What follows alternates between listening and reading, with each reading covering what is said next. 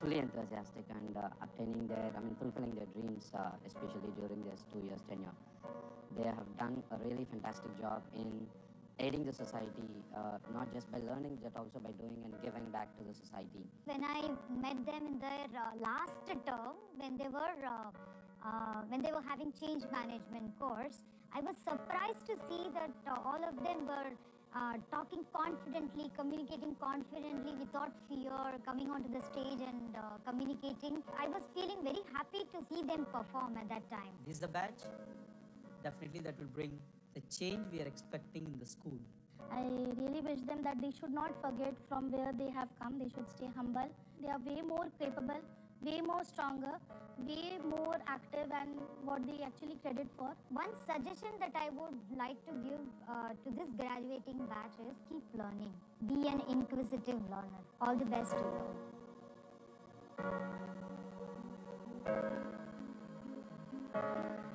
I had one of the best years of my life at GITAM, and I have become a better person compared to myself when I was in the first year, and I have become more self-disciplined because of the hostel. Thank you so much for that. So thank you, GITAM, for giving me this opportunity to talk about my experiences, and thank you so much for giving me the platform for my future. Looking back at GITAM has been so much more than just a university for me. It has been my launch pad, that canvas, and the most important, my second home. Without any exaggeration, I'm going to say it is my second home. Thanks to the constant support from my faculty, mentors, peers, friends, and everyone, I slowly understand how to connect the dots in the plain paper. So because every dot has its own value, and I just connected what are the really essential for me. My time at GITAM has been nothing but short of beautiful memories and moments. From the very beginning, the warmth and support of the faculty made a huge difference in my journey. Each one of them has played a unique role in shaping the person I am today. Coming to a new college and joining few clubs was indeed a new change for me. And my club mates, my friends, and my seniors in the clubs, they all helped me out, and which was a great thing to happen to me, and I loved it. The challenges which I once feared became my part of my life.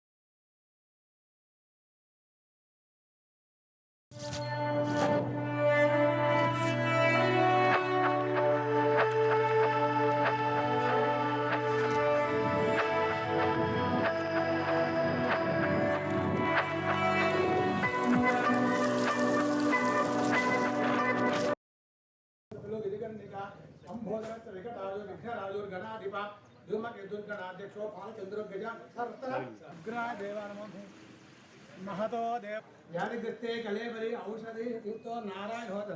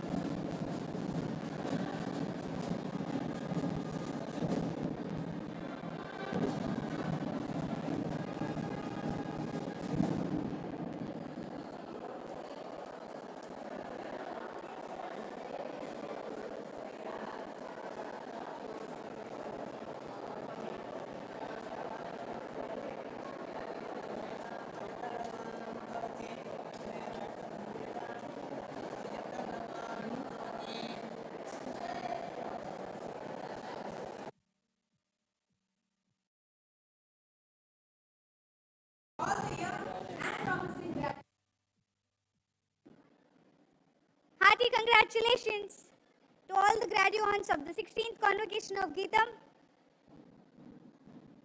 Kindly switch off your mobile phones and maintain silence. Please maintain silence, stop moving between the aisles, and maintain the decorum during the proceedings of the convocation. While the procession enters, the candidates, invited guests, and all their visitors shall remain standing. I repeat, while the procession enters, all the invited guests, visitors, the candidates shall remain standing until the members of the procession take their allotted seats on the dais. Likewise, in the end, please remain standing till the procession leaves the auditorium. Please occupy your allotted seats. Do not move between the aisles. Switch off your mobile phones and maintain silence.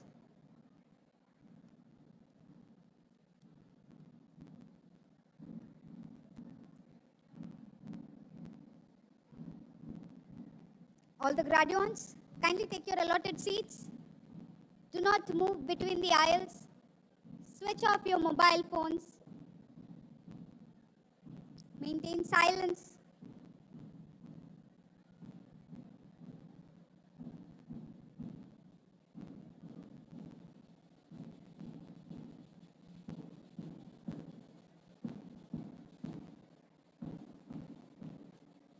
Do not leave the auditorium while the convocation is in progress.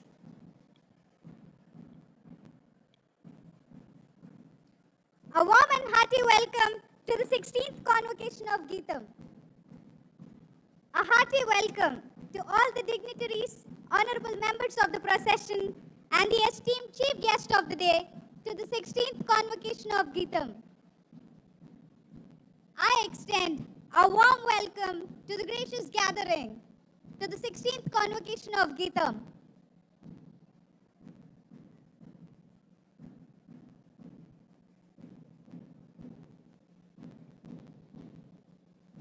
A warm and hearty welcome to all the dignitaries, honorable members of the procession, and the esteemed chief guest of the day to the 16th Convocation of GITAM. I extend a warm welcome to the 16th Convocation of GITAM.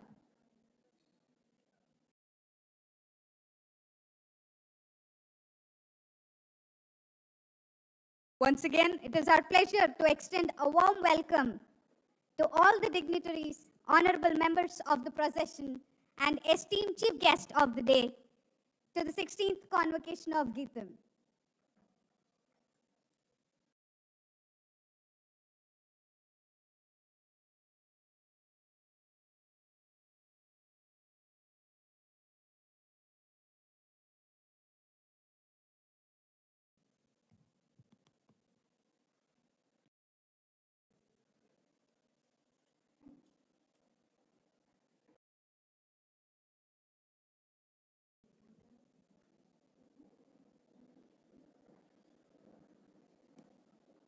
I request all the dignitaries, guests, and graduates to rise for the national song.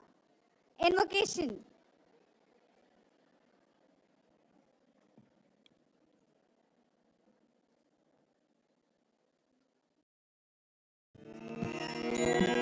Vande Mataram, Vande Mataram, Sujalam Sukhalam, Malayaj Sitaram, Sasya Syamalam Mataram, Vande Mataram, Shubhra Jyotsna Pulakitayamini, Pullakusumita Drumadara Shobhini, Suhasini Sumadhura Bhashini, Sukhadam Varadam Mataram, Vande Mataram, Vande Mataram.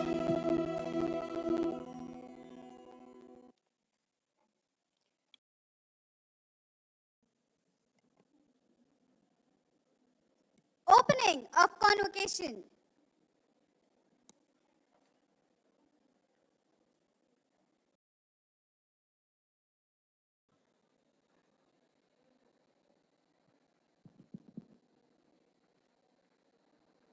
I declare the convocation open. Address by Professor Errol D'Souza, Vice Chancellor.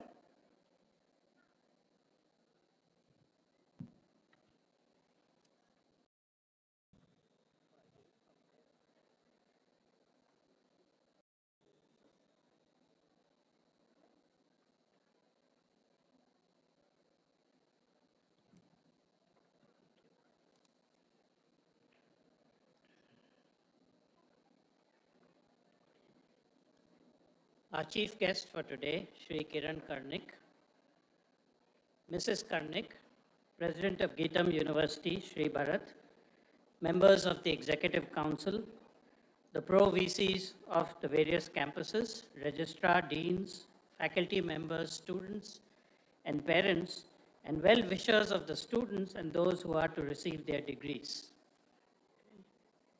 Last Saturday, at the Wimbledon Women's Finals, Poland's Iga Swiatek beat the USA's Amanda Anisimova 6-0, 6-0. This was clearly a one-sided match. The match took just over an hour to complete.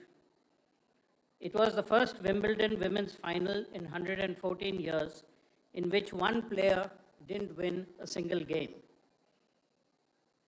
Anisimova had difficulty making first serves, and despite her biggest strength being her backhand, she couldn't hit her backhand with precision. She had defeated the number one to get to the finals, but in this match, she committed several unforced errors. It was a sport she had played her entire life, and the court was the same dimensions. Could it be nerves in action for someone who is in top form? For Swiatek too, prior to this match, the losses had piled up, and she had failed to defend 3 titles, including the French Open, which was her favorite court, and her world ranking had tumbled. But she did not seem to be unsettled from the stress. Was losing 3 Grand Slam titles recently a help?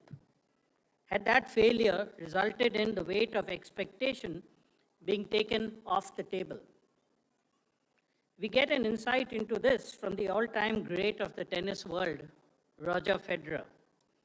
He had played over 1,500 singles matches in his career and won more than 80%. He has won 20 Grand Slam trophies, including Wimbledon, a record 8 times. In a recent speech, he asked a question to the audience. What percentage of points do you think I won in all those matches? And his answer to that question was only 54%. Surely, anyone hearing that would surmise that he was reporting this incorrectly. A superstar, a master of the sport, and he lost nearly half of his points? He then went on to say, and I quote, "When you lose every single point on average, you learn not to dwell on every shot. You teach yourself to think, okay, I double faulted. It's only a point. When you're playing a point, it has to be the most important thing in the world, and it is. But when it's behind you, it's behind you. This mindset is really crucial because it frees you to fully commit to the next point and the next point after that with intensity, clarity, and focus. Negative energy is wasted energy, Federer said. You want to become a master at overcoming hard moments. Federer is telling us about the importance of knife-sharp focus on the big picture. If you lose 1 point, there's no use in becoming preoccupied with that, because there might be another point, a break point, a set point, and those mean much more. The tournament is long, and there are opportunities to make course corrections. Dear students, no matter what the failures, there are opportunities to come back in the game and achieve success. Life will throw many challenges at you, and you will fail at some of them. But that is only an opportunity being given to you to make up for that and obtain better outcomes for yourself. You are transitioning from one phase of life to another. The world at times will feel chaotic, taxing, and uncertain. In order to stay grounded, cultivate an activity or habit that is different from the routines that you engage in on a daily basis. There is a difference between a routine and a ritual, which is an intentional practice that has focus. A ritual can be performed by simply indulging in a simple act. It is an occasion for mindfulness and to be enabling you to focus on the moment and to be grateful. It can be just a simple act of drinking a cup of coffee or having a conversation with a friend or family member. By doing it mindfully, you are acknowledging your feelings and thoughts regarding the many gifts that life presents you with. Everyday life has its demands and is pulling us to do to-do lists. But a ritual allows you to engage with a regular part of your life in a different way. As you go through life, find a ritual that allows you to observe yourself and your interconnectedness. Do not lose sight of the fact that our lives are governed by reciprocity. There is a dangerous trend that has been progressing around the world that empathy and compassion are to be set aside. Elon Musk has called empathy, and I quote, the fundamental weakness of civilization, unquote. And many states across the world govern as though that is a seminal principle. Indifference to the plight of others, however, can never be a strength or the basis of a worthwhile life. You would have learned many different things at the university, but you have not learned enough if you do not believe it is your duty to treat others with dignity and to respond to them with empathy. There is nothing idealistic about empathy. It is an articulation of our shared faith. We live in a world that is defined by climate change, pandemics, and global interdependence. And to navigate that world without empathy is just not something that helps anybody. Our world was built from cooperation. We would not last long if we were left alone on the African. We are slower than apex predators, like lions. Chimpanzees, with whom we share 98.7% of our DNA, are 1.5 times stronger than us. Forget about elephants and rhinos. We can't swim as well as otters or fly. Our skin is delicate, as is our digestion. Yet somehow, our species survived. And scientists are now beginning to understand that was not technology, but cooperation. That is special to us as a human species, and that made the difference to civilization. It is because we work together that we are able to build the myriad parts that go into an aircraft or a computer, and these tasks would be impossible for a solo individual. As you go out into the world, keep in mind that the university you attended believes in a culture of honesty and compassion that makes a difference to the world. We wish you the best in your onward journey and look forward to having you again on campus and to being regaled with stories of the adventures and the ups and downs in life that you experienced. Take care. Godspeed to all of you.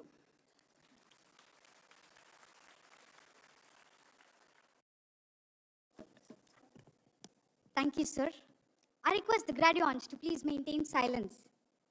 Address by Shri M. Srivarat, Honorable President, GITAM, and Member of Parliament, Lok Sabha, Visakhapatnam Constituency.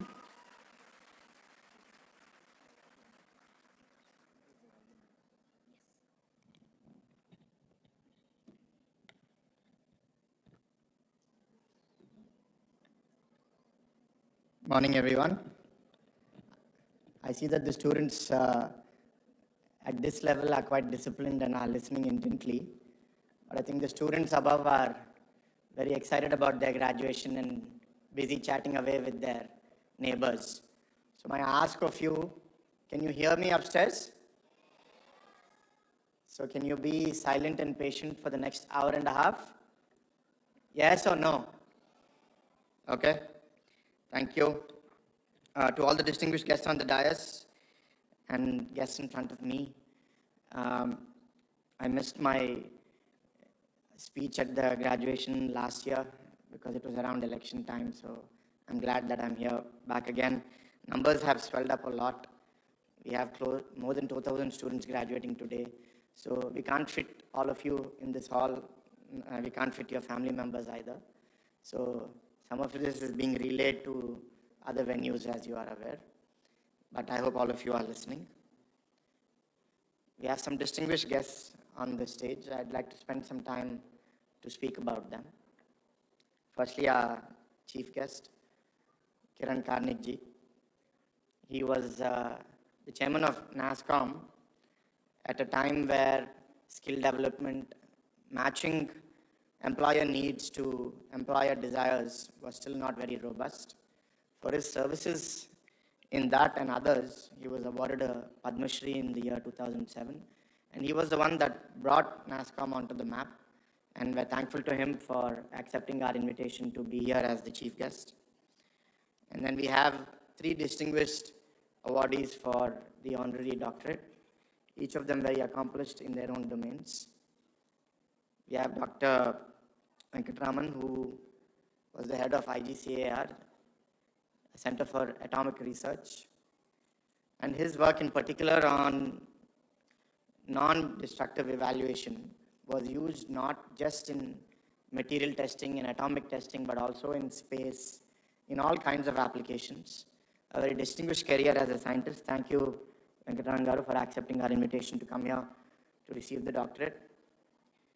And then we have a very fan favorite, someone who's also been represented in cinema, Mr. Arunachalam here. How many of you have seen the movie Padman?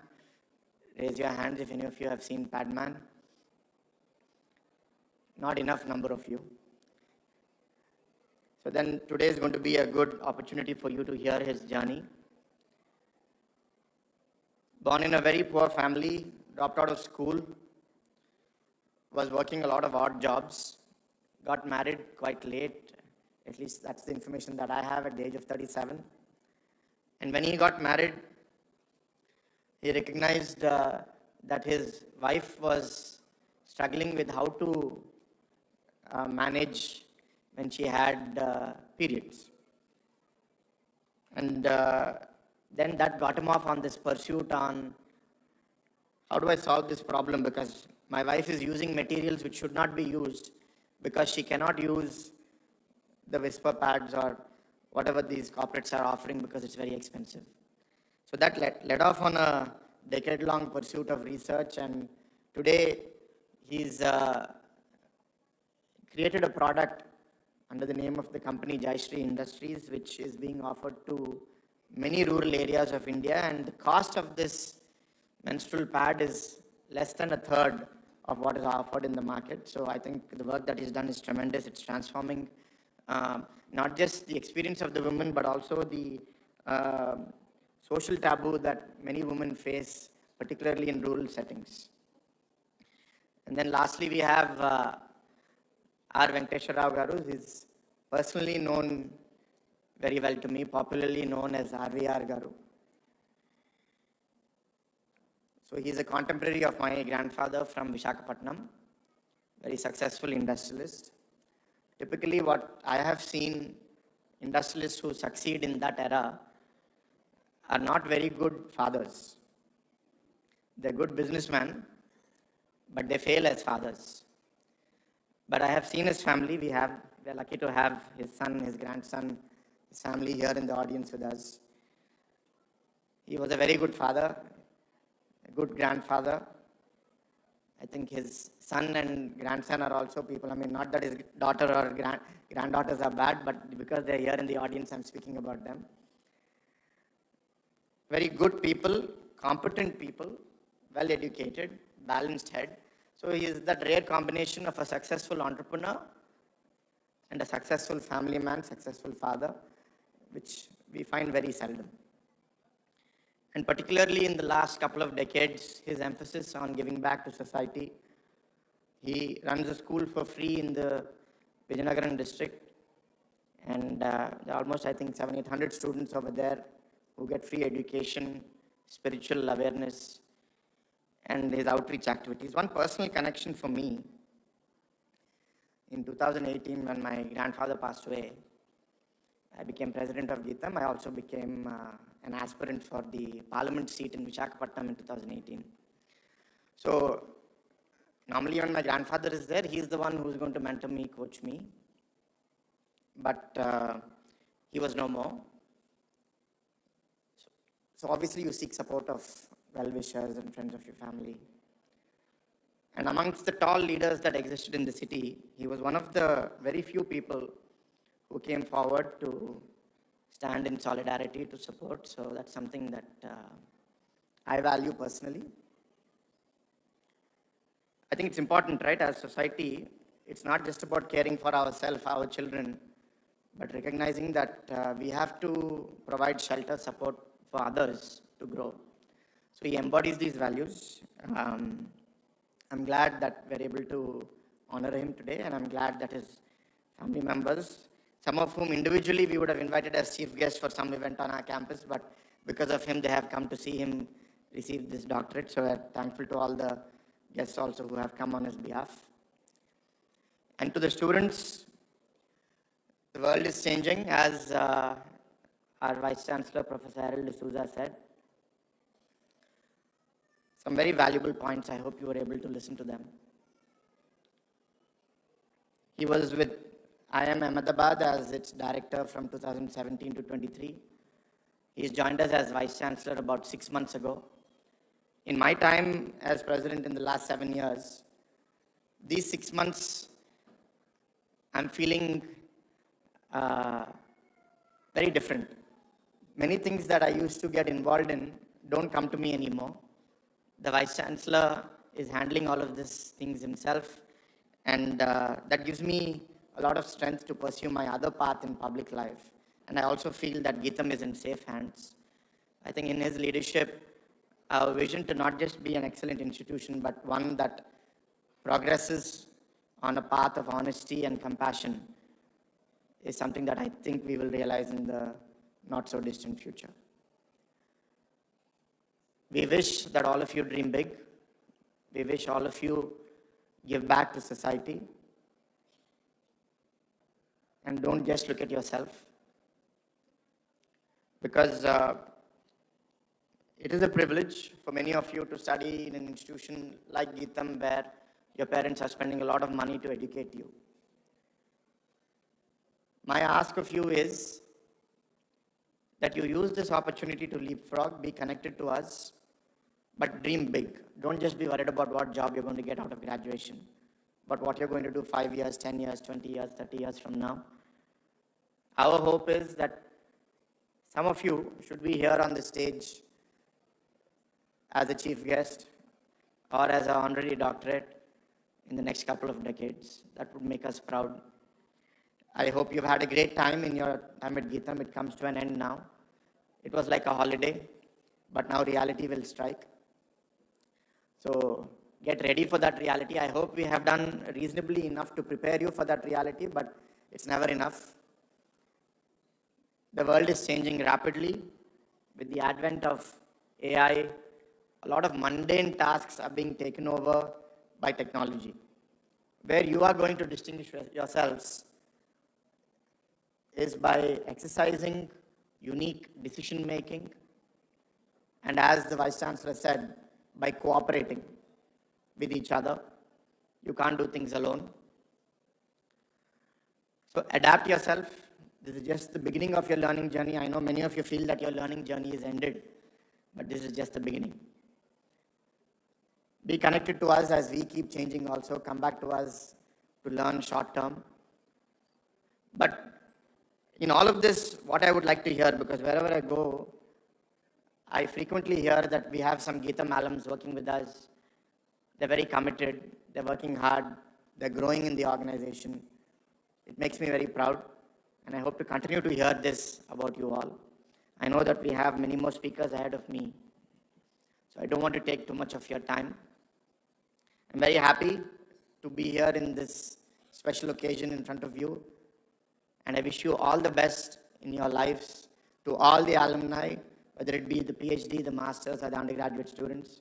And we thank all the family members for placing your faith in GITAM, and we hope that you're happy with your choice. Thank you.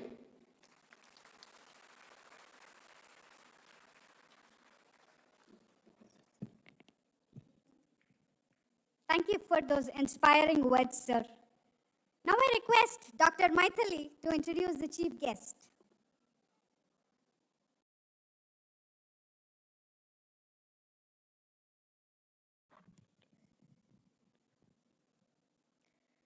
It is my absolute honor to introduce the chief guest for the 16th Convocation of GITAM, Mr. Kiran Karnik. Mr. Karnik has had a distinguished career spanning over 4 decades across government, business, academia, and civil society. Currently, he chairs HelpAge India and serves on the boards of NGOs focused on public service broadcasting, population, and development. Mr. Karnik's most prominent role was as president of NASSCOM, India's leading IT industry trade body. During his tenure, industry exports grew nearly 8-fold, and NASSCOM became a globally recognized brand, earning him acclaim as a key figure in advancing India's IT sector. Before NASSCOM, he was managing director at Discovery Networks in India, launching Discovery Channel in South Asia, and Animal Planet. From 1991 to 1995, he was founder director of the Consortium for Educational Communication, overseeing countrywide classroom broadcasts and other ICT initiatives under the India's University Grants Commission.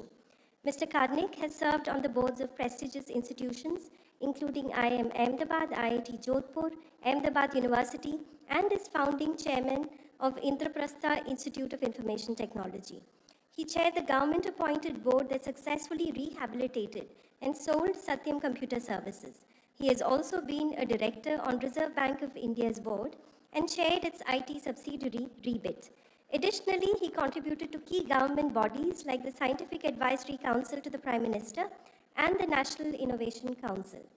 An MBA from IIM Ahmedabad and an honors degree in physics from Bombay University, Mr. Karnik began his career at the Indian Space Research Organization, where he worked for over 20 years.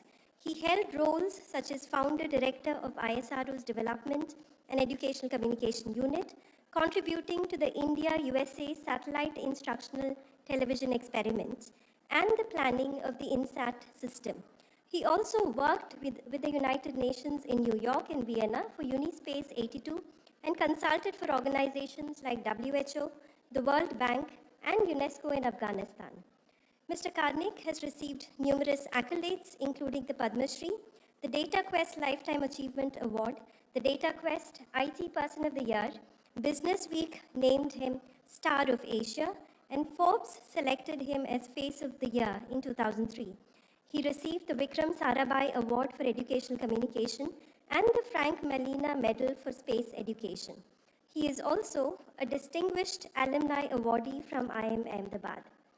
A columnist and author, Mr. Karnik has written several influential books, including The Coalition of Competitors, Crooked Minds, Creating an Innovative Society, Evolution, Decoding India's Disruptive Tech Story, and Decisive Decade, India 2030, Gazelle or Hippo. It's an honor to have Mr. Karnik with us here. We once again thank you for gracing this occasion as chief guest.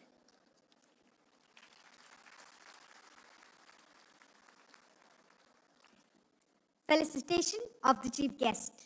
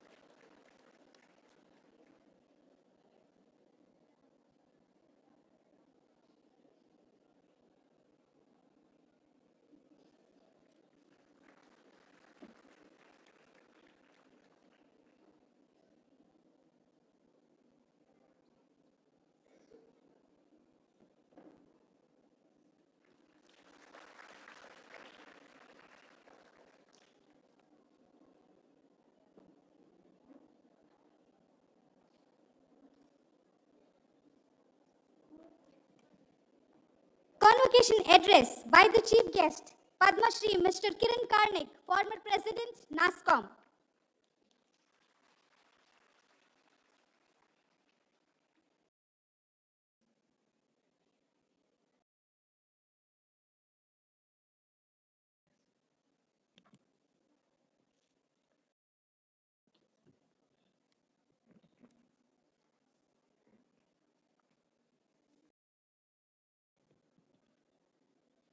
Good morning and namaste to all. I'm grateful to GITAM, its president, Mr. Shri RVR, and especially its vice chancellor, Professor Arunachalam. Dignitaries on the dais, invited guests, audience, students, faculty, staff of GITAM, once again, welcome to all of you for this morning's event.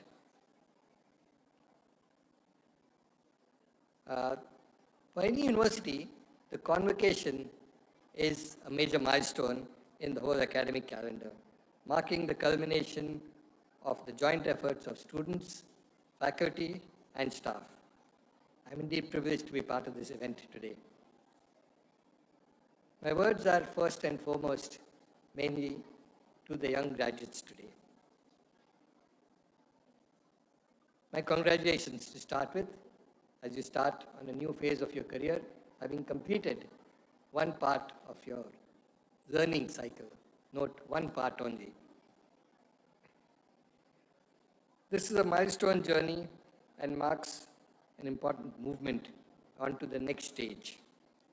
For most, it will be a transition from the comfort and conviviality of a setting which is familiar and been like a home for you for many years. You will now change to a different place. In a world which is full of chaos, uncertainty, ever-changing, and very challenging. My congratulations also to two key groups. The faculty who taught, guided, and mentored you through your time here, and your parents or guardians who nurtured and encouraged you. They have sacrificed much to see you reach this stage. Do acknowledge this by showing them your affection, gratitude, and respect. Many like me would envy you. You begin your career at the most exciting time in a country that offers opportunities like nowhere else. You are indeed lucky. As the poet William Wordsworth said in a different time and context, and he was speaking of the French Revolution, bliss was it in that dawn to be alive, but to be young was very heaven. In more contemporary times, Barack Obama, former President of the United States, said a few years ago that if he had a moment in history to choose to live in, he would choose the present. And much more recently, Bill Gates, whom all of you would know of, has said, this is the best time ever to be alive. Very simply put, the best time to be alive. One reason for, I suppose, these statements, and certainly for my envy, is the tremendous range of opportunities available to you. Today, you can make a good living, even earn name and fame, and wealth too, for those so inclined, in almost any profession that interests you. No longer is the future tied to being an engineer or doctor, as it was in the days I was graduating, or a company executive if you were graduating like me from an institute, IIM Ahmedabad, where I graduated from. Today, you can be a chef, a sportsperson, a singer, musician, actor, comedian, filmmaker, dancer, writer, artist, or a host of other professions. In any of them, you will see opportunities. There's a caveat though. It's not that simple. You must excel. Mediocrity is unlikely to earn you much, leave alone make a name. And to excel, you must be not just interested, but passionate about what you do. Your commitment will translate then into a willingness to work hard. And if you do excel though, you can be assured of the fruits besides self-fulfillment and satisfaction with what you're doing. The other reason for envy is the rapid leaps in technology. Technology has been always growing, and in my years of my career, I saw it changing, but never as fast as now. There are many reasons, of course, to be wary of some of the technologies and the direction in which they are leading. There's also much to worry about the technology eating up jobs. Certainly a concern for many of you who will be in the job market for many years to come. While this is true today, the fact which history bears out is that new technologies have always created more jobs than have been lost. And I underline this because there is sometimes a sense of gloom and doom, saying jobs are disappearing, what will we do? But history assures us that they've always created more jobs. There is, though, a lag, and there is pain in that. It doesn't happen overnight. Take examples like what you might see. Think of the introduction of computers, and as I address the youngsters here, you're too young to know of that. But when computers were first introduced, everywhere, but in this country in particular, there was great fear that jobs are going to go. That didn't happen. In fact, computers created far more jobs, as you know today. Or much more recently, and something you will all be familiar with, think of the gig economy. Made possible purely by technological advances, more than anything else. Technologies like computers, mobile phones, position location, and software for order processing. All of this and much more has combined to create the gig economy, which is today creating the maximum number of jobs at various levels. The buzz today, whether in educational institutions, government offices, or corporate boardrooms, is about something that Mr. Bharat mentioned: artificial intelligence. I spoke about job opportunities resulting from new technologies like AI. I'll speak of that in a moment. Most of these will have job descriptions that are quite different from those today. These new jobs will require new skills.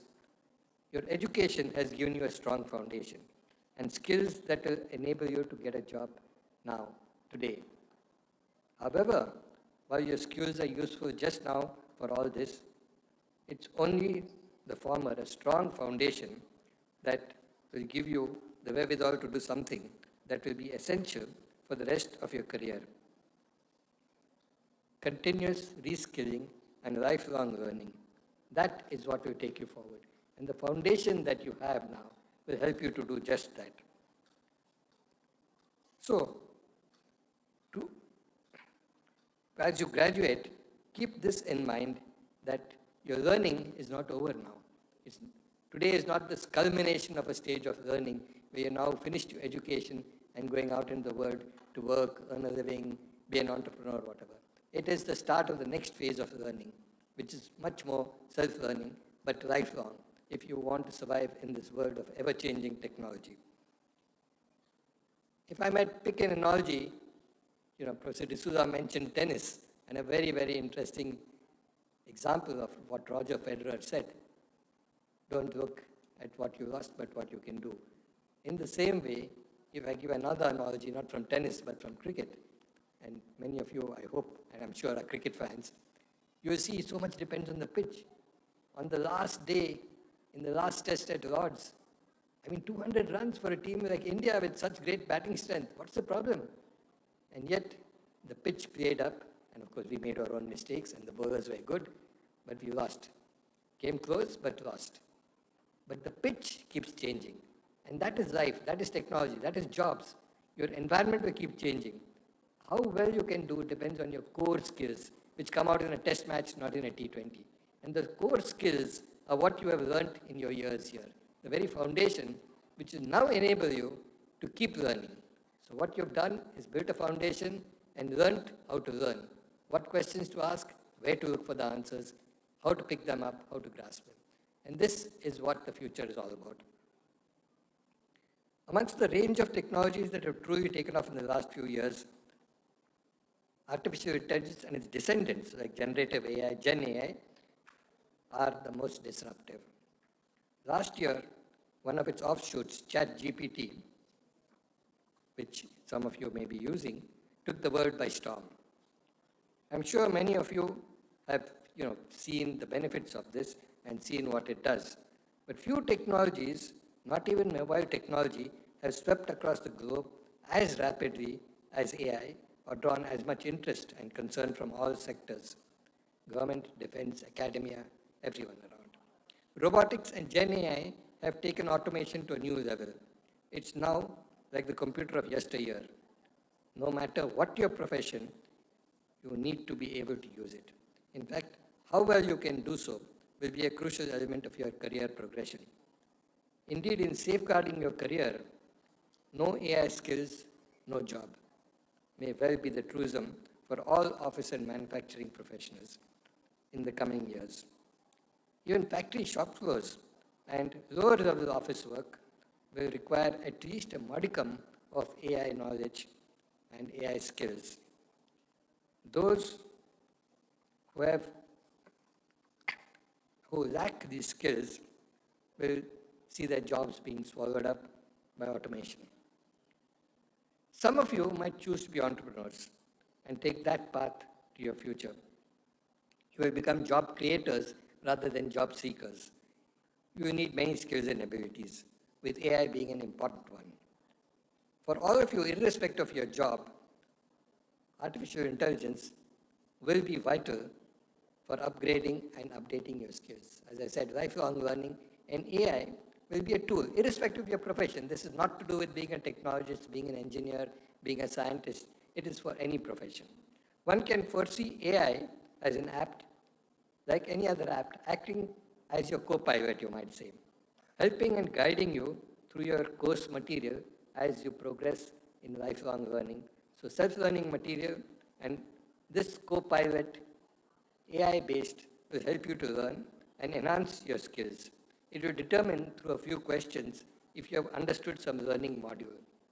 Accordingly, it will modify parts that you did not understand or did not comprehend fully, simplifying where necessary.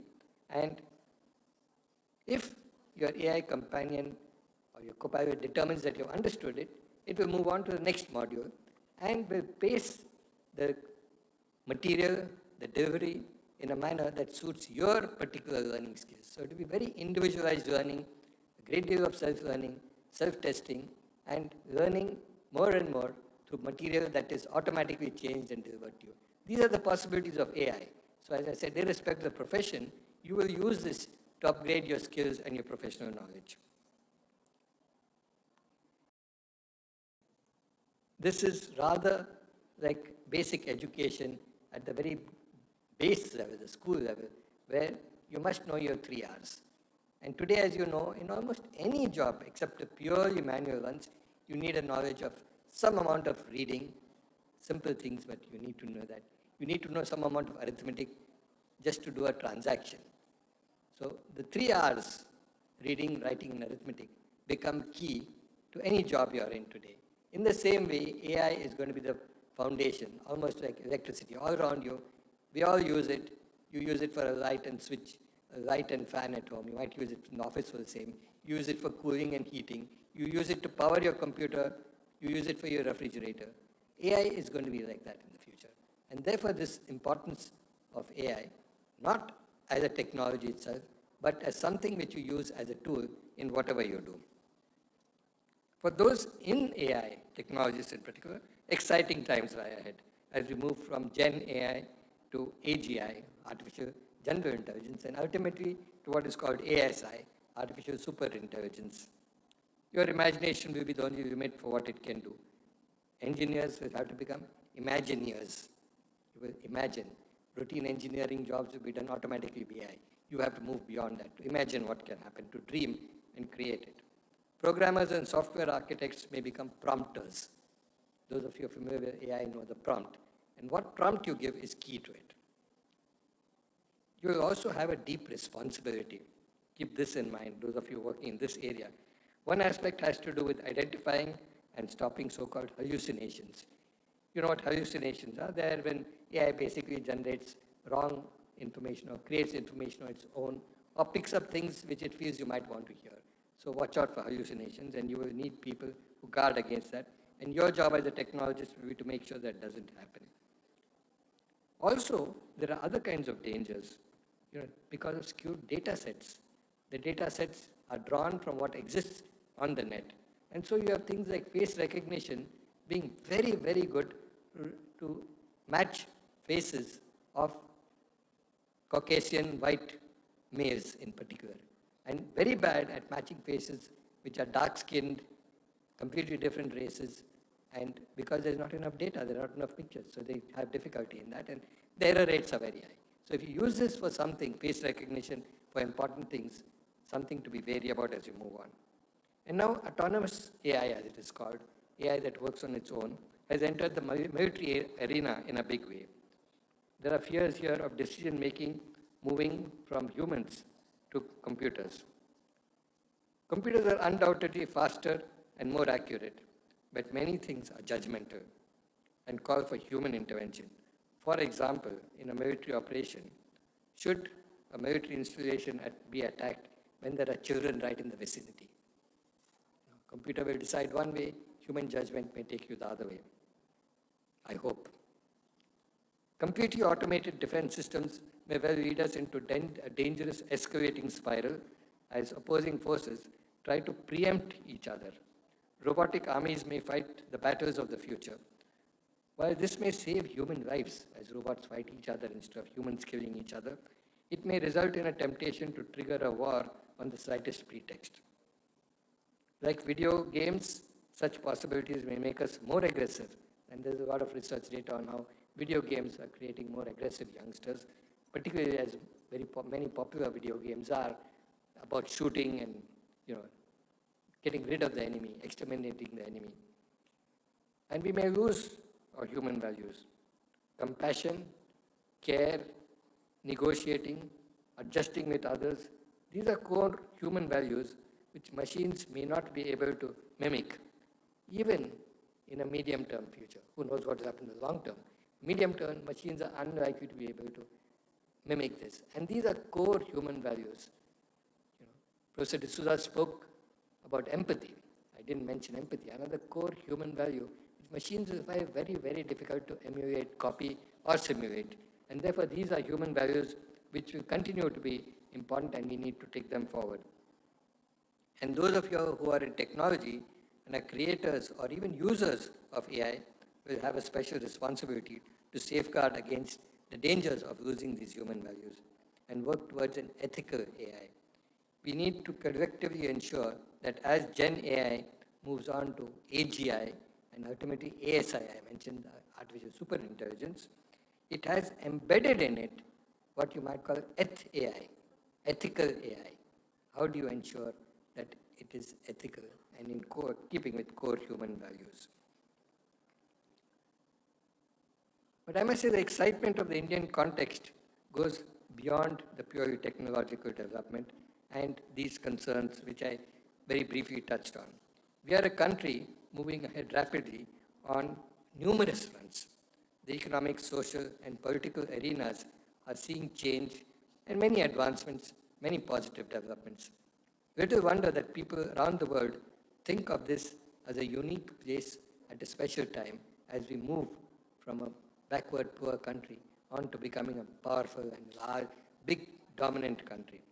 Yet, amidst the euphoria of India's growth and its market, which we read about very often and hear in the media very often, I would say, you need to be aware of many realities if you're already not so. We are a poor country with possibly up to 100 million yet living in officially defined poverty, and about 3 times that number who are yet illiterate. While we can be happy with our achievements in school enrollment, the quality of education is dismaying. Research studies have shown that, for example, a class 5 student can't read a class 2 textbook, or that simple arithmetic operations can't be done by a class 5 student. This tells you about the quality of education, though the numbers are in schools today. Millions graduate each year with no employable skill. Yet vocational education is looked down on, even as the demand for such core professions in vocational education as electricians, plumbers, masons, rises not only in India but around the world. But that's somehow shunned as not being important. We fare poorly in rankings on gender gap, on gender equality, and we are seen as among the worst in the world. You may question the rankings, but the fact that there are large gender gaps is undeniable. At the same time, do keep in mind that as I mentioned these problems which may seem overwhelming, each of these is an opportunity in disguise. Every problem is really an opportunity in disguise, an opportunity to solve that problem. The challenge for you is to devise solutions for them. This will require innovation. Innovation in creating new products, structuring new processes, and thinking of new business models. Many examples, and I won't go into them, but I would urge you to keep in mind the overall mantra which has been popularized by some now, called MLM. MLM, remember those three alphabets. More from less for more. More from less is working efficiently. This is what most managers, most people who are working in any area try to do. How do you get more from less? It's also a mantra for sustainability. Can we use less of the resources we consume, whether it's water or coal or electricity, anything else which will help sustainability. So more from less. For more, very, very important. For more means how do you spread this? How do you get it to everybody? How do you reach the disadvantaged? How do you make the innovation inclusive? Like inclusive development, how do you have inclusive innovation as the first trigger for inclusive development? That is what the country needs. Sustainable, inclusive development. And this, I would urge you, is a challenge that you youngsters must take up. And this with embedded human values which I mentioned earlier.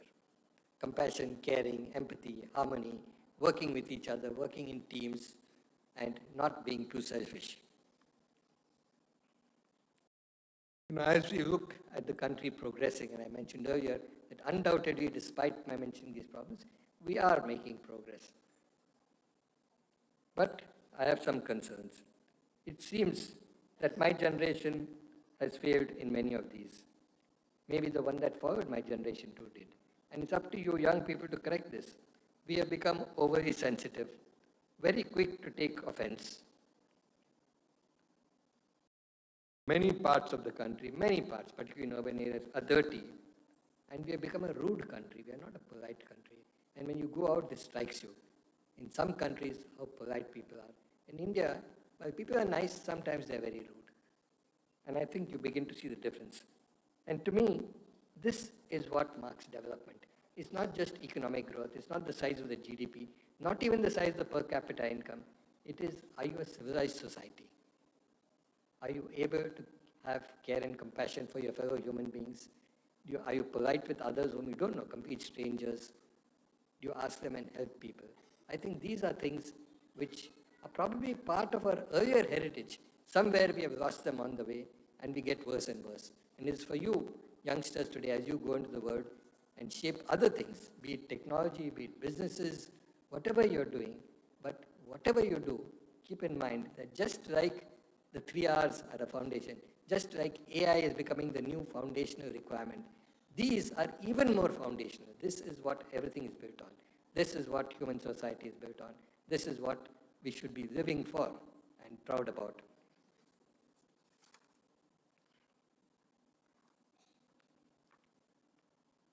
These are challenges and opportunities then before you. Huge amount of prospects for what you do. Lots of problems, and each problem is an opportunity for you to take up, either as an entrepreneur or as somebody who is a working professional, or to create something new. It can be an artwork, it can be a poem, to put out something there which really changes things. And this, to me, is therefore a very exciting time, and in a very exciting country. Before closing my words of advice to young people, let me once again congratulate you. Wish you all the best as you step forward. Keep in mind the words you heard from the earlier speakers, which I think had great depth, even if they were briefer than mine, which have been tended to be long-winded. I think this is very important as you go forth. So Today, on the other hand, today in particular, as you keep all this in mind, today is the day for you to enjoy and celebrate. So celebrate and enjoy yourselves. Before closing, I come back now to everybody, not just my young friends here. And I want to wish GITAM, which has done such long human service for a large number of people in the country. And I was amazed to learn the number of scholarships given, the kind of thing being done here.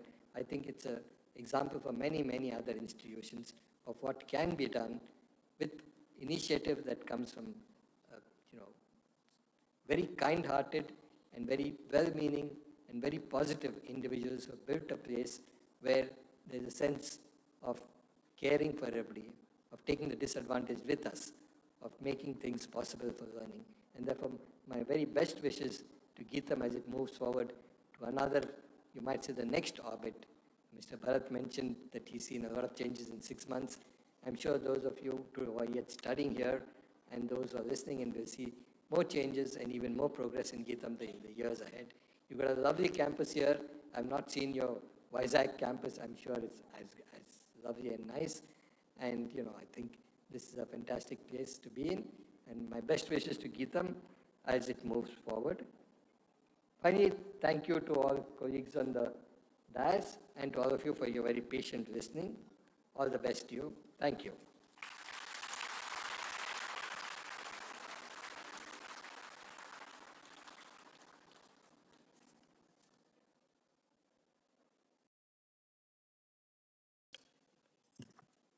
I thank the chief guest, Padma Shri Mr. Kiran Karnik, for his insightful talk.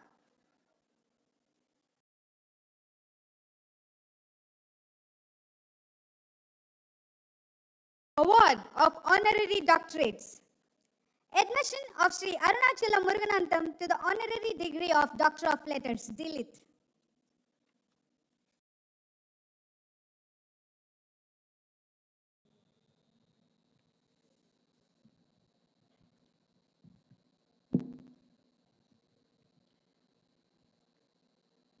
Let Shri Arunachalam Murugathan be now presented.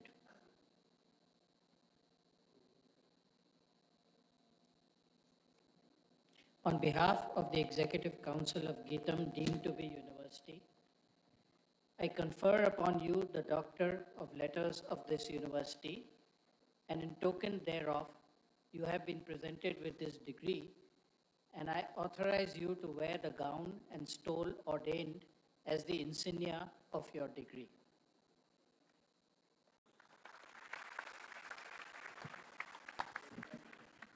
I'm happy to accept it, sir. Shri Arunachalam Muruganantham, born in 1961 in Coimbatore, Tamil Nadu, is a renowned Indian social entrepreneur credited with revolutionizing menstrual hygiene in rural India. Moved by the discovery that his wife used unhygienic rags during menstruation due to the high cost of sanitary pads, he embarked on a mission in the late 1990s to develop a low-cost solution. Despite facing social stigma and personal isolation, he succeeded in inventing the world's first low-cost sanitary pad-making machine. His innovation enabled rural women to manufacture and distribute sanitary pads affordably, enhancing both hygiene and employment opportunities. His model is designed for the women, by the women, empowering thousands across India and beyond. Muruganantham has helped over 1 million women adopt hygienic practices with his initiatives now spreading to over 70 countries. He has received several accolades, including being featured in Times Magazine's list of the 100 most influential people in the world in 2014, alongside global leaders such as Barack Obama, Narendra Modi, and Pope Francis. He was awarded the Padma Shri by the Government of India for his social impact. His life story inspired the Bollywood film Padman starring Akshay Kumar. Shri Muruganantham frequently delivers lectures at prestigious institutions such as Harvard, MIT, IIMs, and IITs, and was personally invited by Bill Gates to speak at a seminar on challenges in innovation in Seattle. His work continues to inspire global efforts towards menstrual health and gender equality. In recognition of his original and lasting contribution to the cause of women's well-being and empowerment, GITAM, deemed to be university, takes pleasure in conferring the honorary degree of Doctor of Letters, D.Litt, on Shri Arunachalam Muruganantham.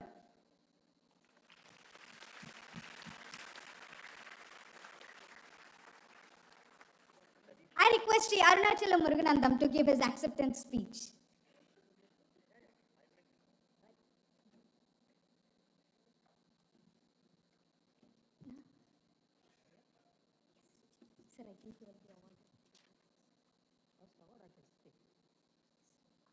The first award, I'll speak.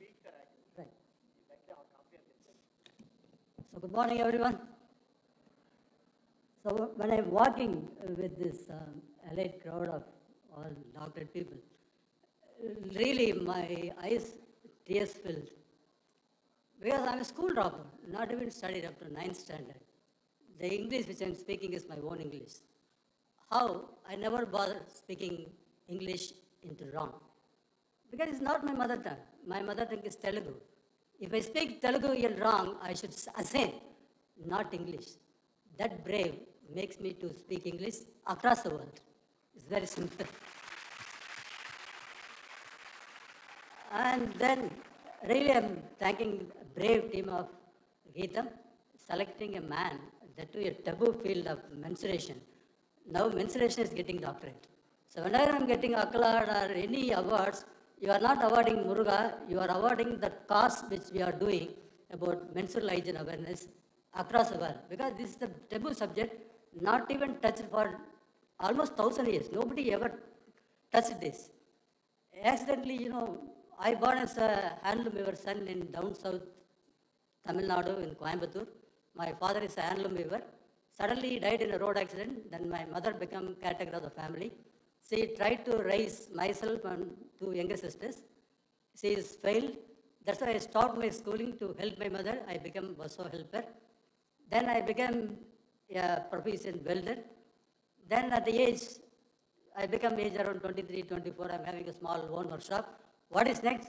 Even knowing everybody is suffering, it is very risky. Knowing everything, I also did the same mistake. One day I got married. That too, it is arranged marriage. It is a joint family. I don't know how many you know about joint family. Then from the day one after my marriage, I am managing my wife and my mother at the same house for 25 successful years. Many IIM graduates, they fail. People sitting in the first row, they know about what I'm talking. Then what happened, being a joint family, I can't speak my brand new wife. I tried to impress my brand new wife by offering some gift. Then one day I saw my wife name is Santi. She is trying to hide something. He is walking in front of me at lunchtime, putting on the back side. Then I thought the new wife playing with the new husband. I ran away behind her. I saw a nasty rag like the blood stain. Then understood being I born with two younger sisters. I saw that same blood stained cloth in the backyard of my home. It's a thatched toilet, not even roof or door. I don't know in Andhra Pradesh you can see. Then I asked why you are this unhygiene method. Even I don't know to pronounce the word called sanitary pad. Something is there in the shop, why you are not using? She replied like slapping on my cheek. I also know about that. If myself, all your sisters, all women at our family start using, then we have to cut our milk budget. Then I get shocked, what is the connection between using a sanitary pad and buying a sanitary pad? Then I understood it's a matter of affordability. Then I tried to give a sanitary pad packet by gift wrapping. So every time I'm giving a gift to my new wife, I used to gift wrap.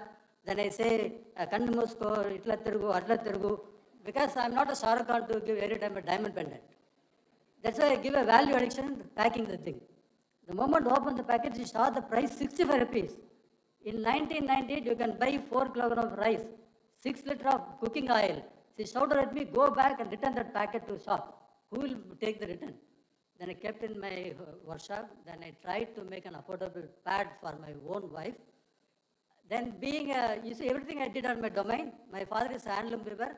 I'm having a rapport exposed with cotton. That's what the napkin I bought from the shop, I opened the napkin, I saw a white material. Then it's a very simple thing. A 10-gram cotton, raw material cost in 1990 is 5 naya paise. But I bought that napkin every piece for 10 rupees, 11 rupees. That make me hunch, why not make an affordable pad? Then I tried to make it. While I'm making the napkin, I need a volunteer. You need women volunteer. Only wife is the victim. Then she also not, she won't give reply, feedback. She becomes shy. Then I catch my younger sister. Then they shout at me. Then I try to catch the medical college student. They are also being a medical college future doctor. They having hesitation to talk about their menstruation something. That makes me to wear a sanitary pad in my underwear. I can wear a sanitary pad. Where can I go for uterus? I made an artificial uterus in a rubber bladder. I fit goat blood in it. I tied on my hip. While I'm walking and cycling, I made a press on the bladder. A dosage of blood will go there. This way I checked. I tried this for 13, 14 days. It became unnatural. But one secret I decoded out of this checking. The strongest creature created by God in the world. Not an elephant, not a lion, not a tiger, the women. So, any man having doubt, use wet sanitary pad in your underwear. You send your feedback to muruganandam_in@yahoo.com. Then I succeeded. After 9.5 years, I made a small machine. In between, I came to know this domain. Menstrual hygiene materials are made by only Americans and Europe since 1932 from First World War. But I never bothered. I made a small machine. Then I was introduced to IIT. I don't know the difference between IIT and ITI. Whenever I was there in Chennai IIT, I pronounced ITI. Muruga, please, it is not ITI, it is IIT. Oh, no, leave it, sir. I put I's and T's there. Then, again, there is a problem, student. You are going out to the society. On a particular day in IIT Chennai, there is a competition happening among IIT, best innovation for betterment of society. I am sending my machine for evaluation purpose to the engineers, being an engineering product. So, very first time I am seeing, male person not wearing full pant or half pant, Bermudas, without socks, and, Nike shoes. They are speaking English with whole body, hi, oi. But I never bother because I am an engineer, not from a classroom of university. In the workshop, you studied engineering only 8 hours a day. I studied engineering 24 hours into 7 for 25 years. I am a practical engineer. Then that makes me, whatever the language you are asking, so this is the blade, it is 8% of carbon steel, this is an angle 15.15, sine theta, this data. Then they accepted, it's an innovation. Only the problem, they go a little bit out to there, they're criticizing in English, why this man risking his whole life? Because while I'm researching, because I use my medical college girls, my wife suspected I am running behind medical college girl. She separated, I got a divorce notice. Then one fine day, I am checking used napkin from the girls that my mother saw on a fine Sunday. She thought I become a psycho. Then the whole village thought I'm drinking girls' blood in the evening. There is a demon enter my body. They want to take out the demon from my body by hanging myself upside down in a holy tree. And they will kill. So this is what happened. Now I am in IIT. They are telling something, criticizing. What I am going to do with this machine? See, if you don't have answer something, you have a faith on your innovation, don't debate your vice chancellor or your department head or your girlfriend, boyfriend, your mamyar, mamanar, attagaru, mamagaru, nothing. So the practical proof. I took the machine not from IIT back to Chennai. I took the machine from Chennai to Madhubani in Bihar. Why Bihar? If you succeed at something, a field trial in Bihar, very well you can do it anywhere in the world. Okay. Then I succeeded. I am getting doctorate here now, the machine across 70 countries. So many doctorates. I am having awards and accolades in 15 full of boxes. That's what I said. I don't have a place to display that. You give a room, I can display in your university. People can come and see, they can get encouraged. Not a problem. So only the part of advice, I little bit ashamed, shy to give advice. So only one thing, I saw the difference between the Harvard or Stanford, this Ford, that Ford, anything. I was in all top 10 universities, from MIT to all. Only the problem, while I'm talking there in Germany, especially in Berlin. I said, you are all cursed people, na? Sir, why you are telling? We were born in Germany. What? I said, see, you want to find a problem. You need a magnifying glass to find a problem in Berlin. But I am very much lucky. I born in India. Every step I put, I will get 100 problems. So very well I can become a solution provider. You are all lucky. You are getting graduated. You are going out. Please don't look for opportunity. Look for a problem. Try to give the solution to your problem. Try to become a solution provider. Don't look for a job. Don't look for make your life into cakewalk with the graduation. Graduation is not to get economical freedom. Graduation is the chance to transform the world. Go and transform the world. Every graduate going out from GITAM University trying to transform the world, just think about what happened to at least Andhra Pradesh. Thank you very much. Once again, I'm giving this.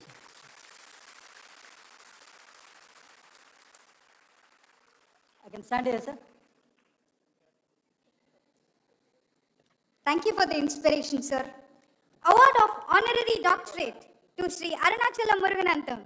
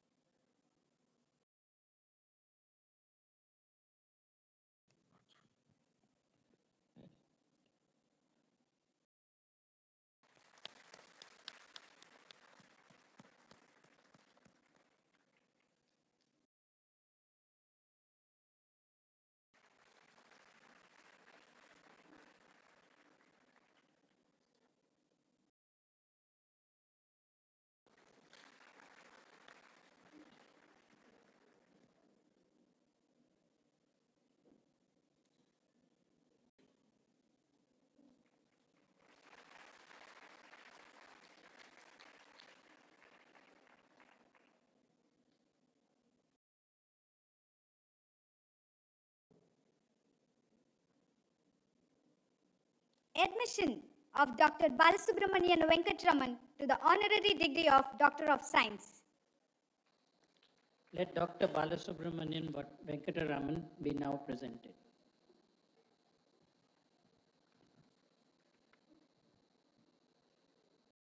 On behalf of the Executive Council of GITAM deemed to be university, I confer upon you the Doctor of Science of this university, and in token thereof, you have been presented with this degree, and I authorize you to wear the gown and stole ordained as the insignia of your degree. I am honored to introduce Dr. Venkatraman Balasubramanian. Dr. B. Venkatraman is a distinguished scientist and former director of the Indira Gandhi Center for Atomic Research, IGCAR, Kalpakkam. With a career spanning nearly 4 decades, he has exemplified visionary leadership, pioneering research, and an unwavering commitment to India's second stage of the nuclear power program. He joined IGCAR in 1984 and rose through the ranks to serve as director, leading one of India's foremost multidisciplinary nuclear research centers with distinction. Under his leadership, several major milestones were achieved. An internationally recognized expert in non-destructive evaluation (NDE), quality assurance, and radiation safety, Dr. Venkatraman has made significant contributions across critical sectors.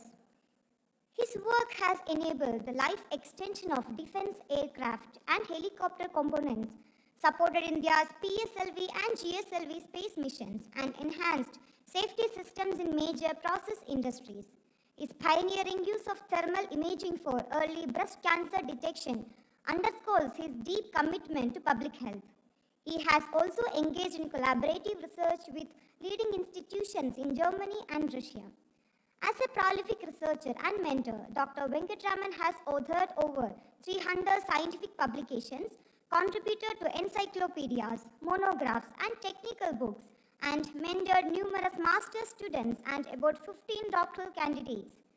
His leadership extends well beyond the laboratory. He has held several prominent roles, including chairman of the Executive Committee Southern Zone, National Council of Science Museums, President of both the Asian Pacific Conference on NTT and the Indian Society for NTT, syndicate member of Thiruvalluvar University and founder president of the ASNT India section. He is a recipient of the DAE Homi Bhabha Science and Technology Award for Individual Excellence, the INS Gold Medal, the ISNT Lifetime Achievement Award, and numerous other national and international accolades. In recognition of his remarkable contributions to science, engineering, and society, GITAM deemed to be university is proud to confer upon Dr. B. Venkatraman the honorary degree of Doctor of Science, DSc, honoris causa.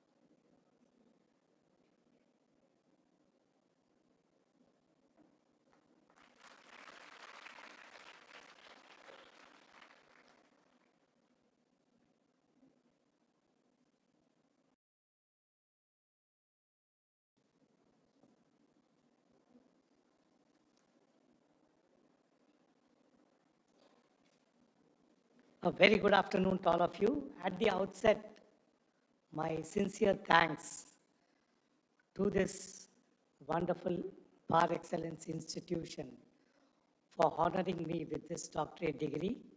I deem it a privilege and a pleasure to accept the same, and I place on record my heartfelt gratitude to the president of this particular institution, Shri M.C. Bharat Garu, the Vice Chancellor, Pro-Vice Chancellor, the Management, Executive Council for this particular honor. And distinguished dignitaries on the dais, off the dais, students, parents, press, and dear graduates. I thought I'd just take about 5 minutes. And being from the Department of Atomic Energy, I feel that this particular honor rightfully belongs to all my colleagues who had been a part of this wonderful journey of about 4 decades, and of course to my family. My wife is here.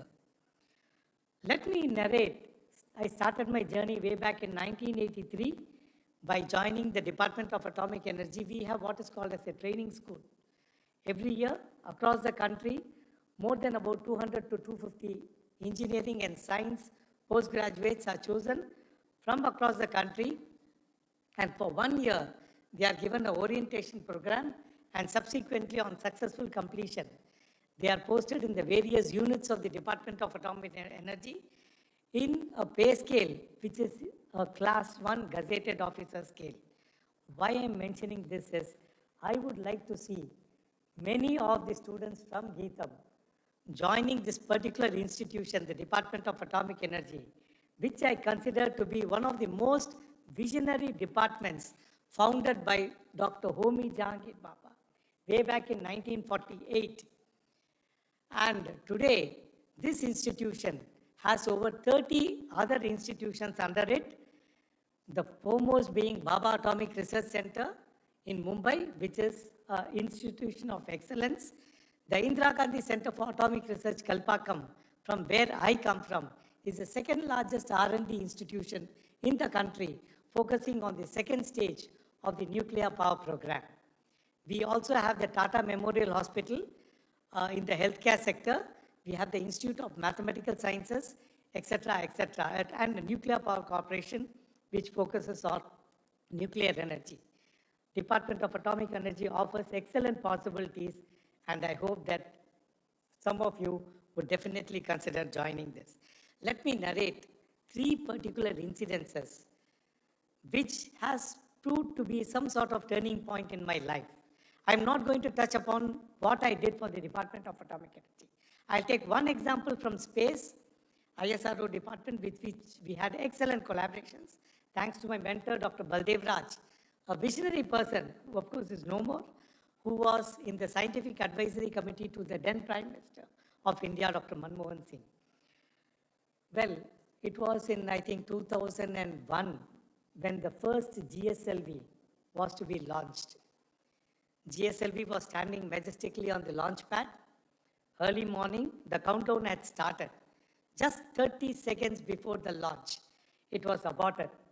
It was discovered that the GSLV has a head-end segment and of course the various segments. There are 4 engines in the head-end segment. 3 of the engines developed the required thrust to move the rocket up, but the 4th engine did not develop the required thrust. If GSLV had taken off, according to Professor U.R. Rao, the former secretary of ISRO, Sriharikota would have been not there because it would not have the velocity to take off, escape velocity. And that means that the entire GSLV with the fuel would have crashed down. 10:30 in the morning, our director, Dr. Baldev Raj, receives a call. Can your team come and assist us in locating the fault? So 4 of us, me, my director, my group director, and 1 more person, we left for Sriharikota, and I tell you, it was a wonderful sight. We reached Sriharikota. It's about 3.5 hours journey, 6 o'clock in the evening with the sun setting at the background. It was a beautiful sight to see this GSLV standing on the launch pad. And remember, the challenge here was you cannot go inside the GSLV. You have to diagnose the fault from outside. There are hundreds of fuel lines running from the top to bottom, carrying the fuel. 3 hours of intense discussions with ISRO, Sriharikota, the mechanical engineers, etc. We isolated the fuel lines that give this particular engine the fuel. Then I used non-destructive testing, radiography, which was very challenging because I cannot go inside with the radiography source on one hand, film on the other. I cannot lean on it also. Using a crude, I cannot say robotic, a sort of articulated manipulator. We just isolated the line, 3 o'clock in the morning, and it was like eureka. I had found the line which had got blocked and through which fuel could not flow. 6 o'clock, Professor Kasturi Rangan and a small team of us were there in a closed-door meeting, and we told that this is the problem. They immediately gave instructions. 18 days later, GSLV majestically took off from Sriharikota. Well, that is one of the memorable incidences. The second was, all of us know that we are well familiar with the various temples in South India, and the bronzes of these temples have attracted immense worldwide attention for their aesthetic quality, iconometry, and casting quality of the highest order. Today we talk of technologies, but remember in the 5th century, 6th century, when there were no technologies, our masters, Thapatis, had produced beautiful bronzes, which are there practically in all the temples, be it in Andhra, Telangana, Tamil Nadu, anywhere. And many of them are found in the museums of the world. 1995, there was a Puttur Nataraja, which was stolen from India, and it was found and they wanted to get it back. The judge in London asked, how do you say that this Nataraja belongs to Tamil Nadu? You don't have any legal evidence, but circumstantial evidence by seeing the sand sticking in the bottom of it. We did spectroscopic analysis, compared it with the sands at the Kaveri Basin, and by circumstantial evidence it was got, and Department of Science and Technology gave us a project on fingerprinting of idols. We developed the fingerprinting methodology, combining science, photography, history, and fingerprinted more than about 300 rare South Indian bronzes. Based on that experience, I got the opportunity to fabricate the tallest Nataraja in the world, which was gifted by the Department of Atomic Energy to CERN in Geneva. You can see, go to just Google, say Dancing Shiva, CERN. You will see this beautiful statue. And what does Nataraja symbolize with CERN? Nataraja, the Ananda Tandava of Nataraja is similar to the subatomic Brownian motion of particles. And I'll not go into the details, but this was again a very challenging one and very satisfying one. And third is healthcare. The second largest cause of cancer in women is breast cancer. So my mentor, Dr. Baldev Raj, said, cancer means heat. There is a lot of vascularity. So can you devise a methodology by which I can detect this cancer early using our nuclear technologies? So we had a thing called as thermal imaging. My wife here, she is a radiologist. So she said, yes, I would also support you. And we together identified a methodology for early screening of breast cancer. And remember, we had a young colleague, very young girl of around 25 years, where she had a lump in the breast. She went to the doctor. They did biopsy, and biopsy proved to be negative. But we, through our thermal imaging, told, no, this is a malignant one. And then subsequently, one of the top hospitals, they did 4-quadrant biopsy. 3 quadrants were negative, 1 quadrant was positive. 25-year-old girl could be taken for treatment, and today she is very well off.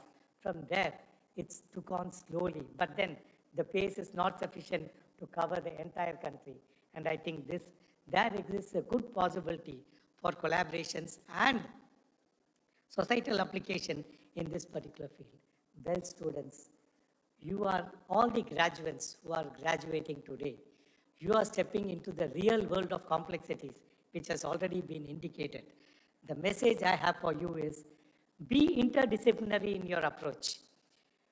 Be curiosity-driven and a bit innovative. My previous doctorate person, yes, he was innovative. And that has paid all the things.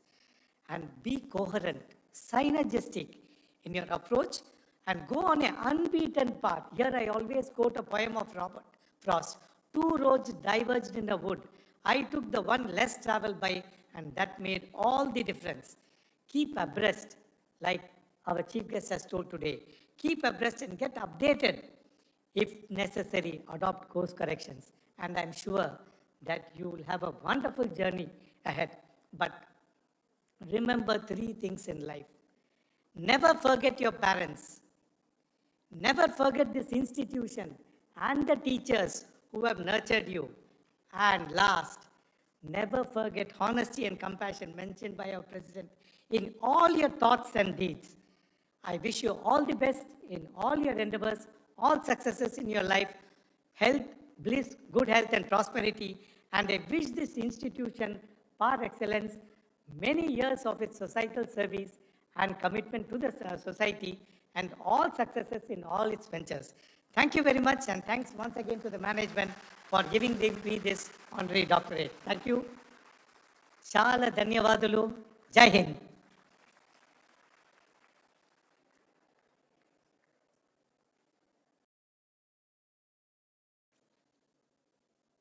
Thank you, sir.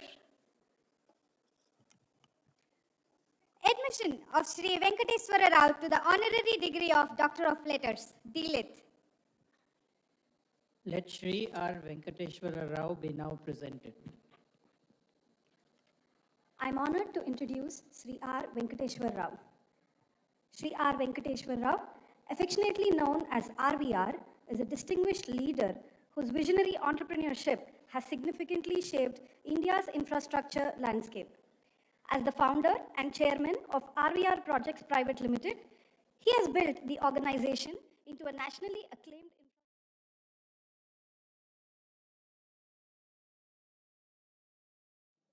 With a steadfast commitment to nation building, Shri RVR has led the successful delivery of landmark projects across key sectors such as transportation, water resources, energy, and urban infrastructure.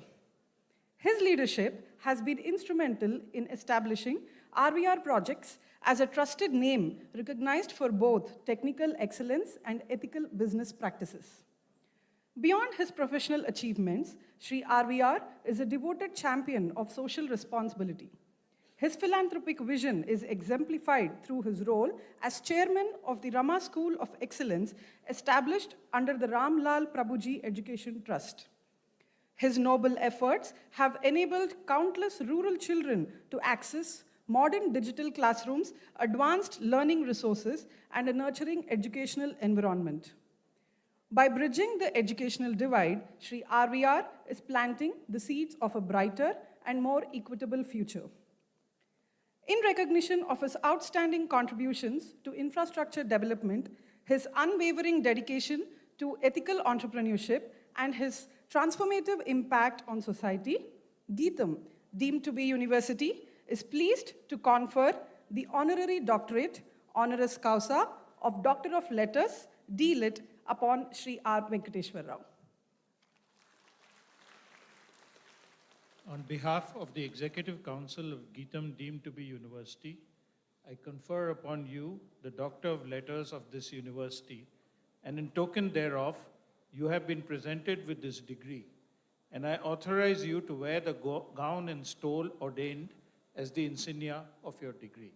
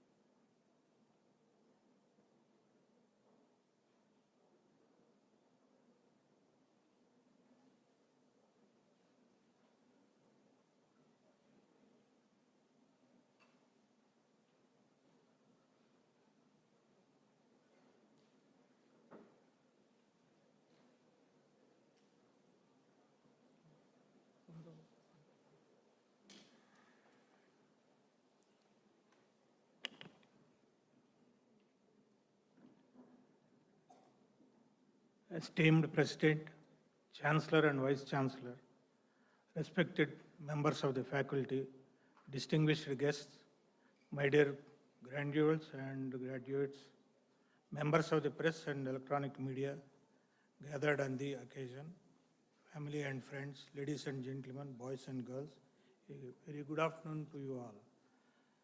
Today I stand before you deeply honored and proudly humbled to accept the honorary doctorate being conferred upon me. To receive such recognition from the esteemed institution is both a privilege and a responsibility. I accept this honorary doctorate with heartfelt gratitude and with all the humility at my command. Late Dr. M.A.S. Murthy Garu is a great visionary. He is both educationalist and an industrialist. He founded Gandhi Institute of Technology and Management, GITAM, in 1980. GITAM University enhanced its standing and now meets international standards. The proud legacy of late Dr. Murthy Garu is ably continued by his grandson, Mr. Shri Bharat, the present president, principal torchbearer of GITAM University, and member of parliament also. To be recognized by GITAM University, it is not only a personal milestone, it is also a solemn reminder of the larger purpose the nation building serves, more particularly when there is a clarion call for Amrit Call 2047. Being a civil engineering by profession, from the beginning my work revolved around a simple vision. The vision was to play a part in creation of world-class infrastructure with perfect quality and within the set timelines. Infrastructure which adds to and assists growth of not just the nation but even the society at large. Nation building, no doubt, is gratefully influenced by the policies enacted and adopted by the elected governments. But we would also do well to remember that national building is not just the work of government alone, it is the responsibility of every citizen. This honor, though bearing my name, belongs to every community I have had the privilege to listen and learn from. It belongs to the frontline educators, the guides and mentors, the parents and grandparents who speak wisdom in quiet resilience, each of them a story, a testimony, a mirror of our collective conscience. I come from a very small village with humble background. Back in our days, we had to walk through paddy fields for about 6 kilometers to attend school. I did not want the present day students in the rural areas to face this problem. So I have established a school in Vijayanagari village, Jami Mandal, Vijayanagar district for the benefit of children hailing from below poverty line families. About 760 students from nearby villages are enrolled in the school presently. The school focuses on all-round development of the students. The school engages the students a lot of extracurricular activities besides their studies. And I am proud to say that all the students are doing excellently, exceedingly well in their academics. My advice to the graduates, never go tired of truth and your conviction. May your words never lose their courage, and may our success stories continue to build the kind of society we are proud to call our own. To the university, thank you for this tremendous honor. I accept the honor not only as recognition, but as a cue to continue my contribution. I therefore, on this occasion, renew my pledge to continue to channel my energies towards building the nation and serving the society with need, vigor, and childlike enthusiasm. Jai Hind. Thank you.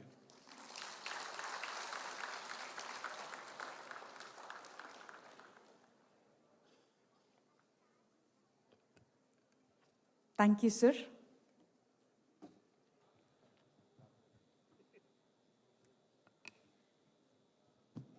Graduates will now take the pledge led by Mr. Masheti Varshit. Let the graduating students now take the pledge.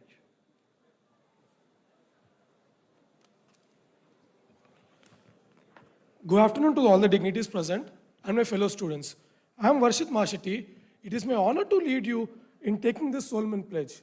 Now I request all the graduates to please stand up and stretch their right hand forward as a commitment.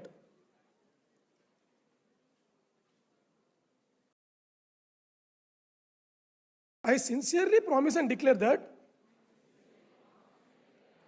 if admitted to the degree for which I am a candidate and for which I have been recommended, I will, in my daily life and conversation, conduct myself as a befit member of GITAM deemed to be university. I shall, to the utmost of my ability and opportunity, support and promote the cause of sound learning and strive to set an example of high principles and conduct. I will uphold and advance social progress of well-being of my fellow human beings. I will never make my knowledge subservient to unworthy ends. I will faithfully and carefully fulfill the duties of the profession that I am trained for. I will, on all occasions, maintain purity and reputation, and I will never deviate from the straight path of the honorable exercise. Thank you.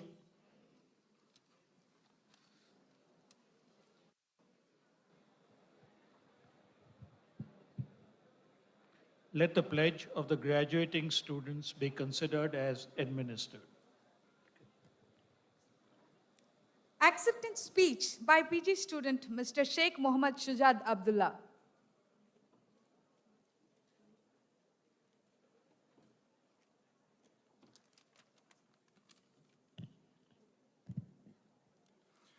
Good afternoon to everyone. Respected dignitaries, VIPs, esteemed faculty members, and my dear friends and beloved parents. A very warm welcome to each and every one of you. I stand before you today with a mix of joy, gratitude, and a touch of nostalgia as we celebrate a major milestone in our academic journey, our convocation. And first and foremost, I would like to thank all the dignitaries, VIPs, for gracing this occasion and for inspiring us. To our faculty, thank you from bottom of our hearts. You are more than just educators, like you are our mentors, guides, and our supporters. Your unwavering support and dedication shaped not just our academic career, but also our lives. To my friends, I don't think I cannot thank you enough. You are the ones who made this journey entertaining, fun, bearable, and truly unforgettable. We laughed, we struggled, we celebrated, and even pulled all-nighters together. Then that's what made this journey special. Now, as a student from mechanical background, this journey was not always easy. Coming from a core engineering branch into CSE, and there was a moment of self-doubt, especially when adapting to new technologies, coding tools, interdisciplinary subjects, and that felt completely outside of my comfort zone. But with every challenge came growth. The facilities our college provided were the true backbone to this growth, whether it was the well-equipped labs, rich library, access to internships and industry connections, or even the supportive career guidance skill and amazing faculty. Everything contributed to where we stand today. Our college is not just a place to study, but a place to explore, innovate, and evolve. There were days of pressure, deadlines, back-to-back lectures, and last-minute submissions as well. But today, all of it feels worth it. And I must say, none of this would be possible without my father's hard work, my mom's prayers. The sacrifices and prayers were the foundation of every success that I have now. Let us go ahead with courage, gratitude, and a heart full of dreams, and let us never forget the roots that nourished us. Our college, our teachers, our families, and our friends. I'm gonna end this speech with a small quote from my favorite movie. इतनी शिद्दत से तुम्हें पाने की कोशिश की है कि हर जर्रे ने तुमसे मिलाने की साजिश की है. It goes like, कहते हैं, चाहे तो अगर पूरी कायनात उसे तुमसे मिलाने की कोशिश में लग जाती है. कहते हैं अगर किसी चीज़ को शिद्दत से चाहो तो पूरी कायनात उसे तुमसे मिलाने की कोशिश में लग जाती है.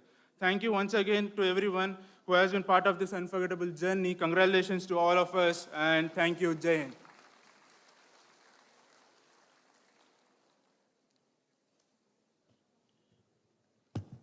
Award of degrees and medals. Sir, please permit the deans and the heads of the schools and the institutes to present to you the candidates whose names are herewith submitted for admission to the undergraduate, postgraduate, and PhD degrees. Let the graduating students be presented. Admission to the degrees of Doctor of Philosophy, Master of Technology, and Bachelor of Technology. Students of the School of Technology will remain standing while the degrees are being awarded.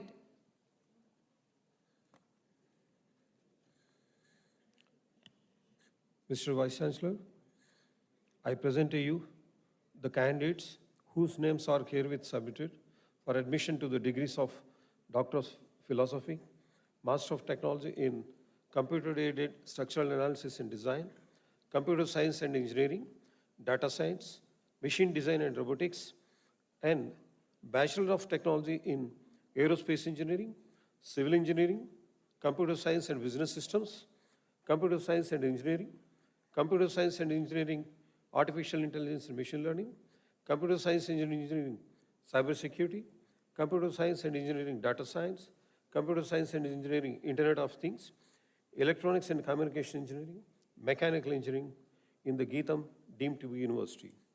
PhD in Civil Engineering, Mr. P.M. Salim.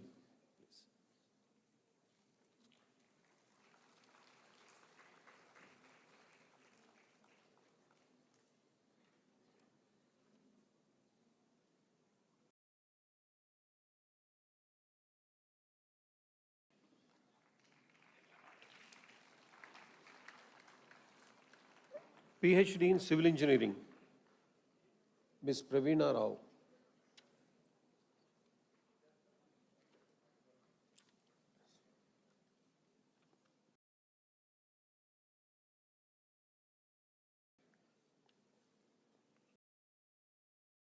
PhD in Civil Engineering, Mr. M.R. Rajgopal.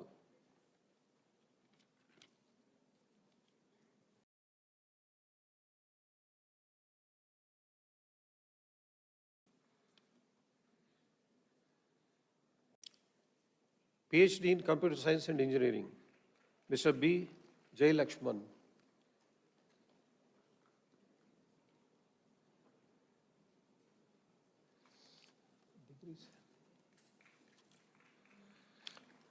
PhD in Computer Science and Engineering, Chaitanya Udata.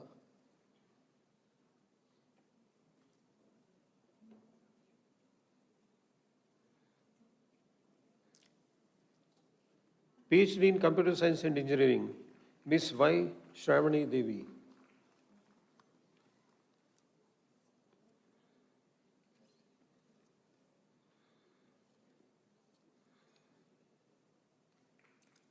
PhD in Computer Science and Engineering, Ms. Indira Linginani.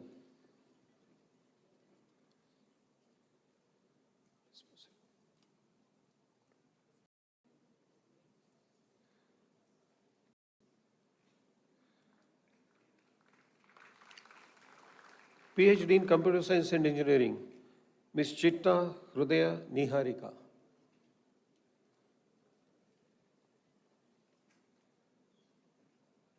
Sairam Kotare.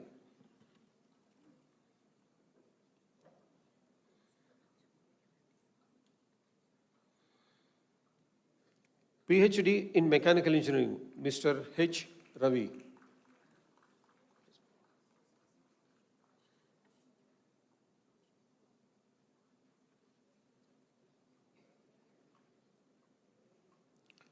PhD in Mechanical Engineering, Mr. Hazari Naresh.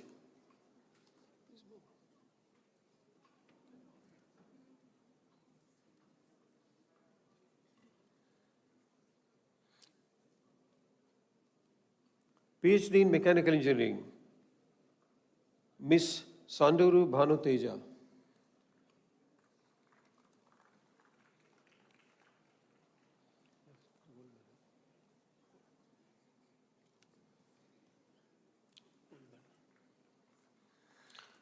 Next we have President's Gold Medal for the first ranker in MTech, Mr. Stevenson Battu.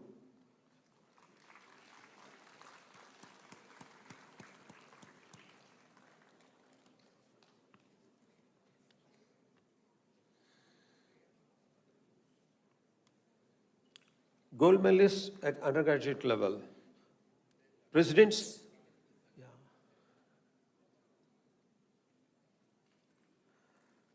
Gold Medal for the overall first ranker from all branches of BTech goes to Ms. Mahalakshmi Shivpur.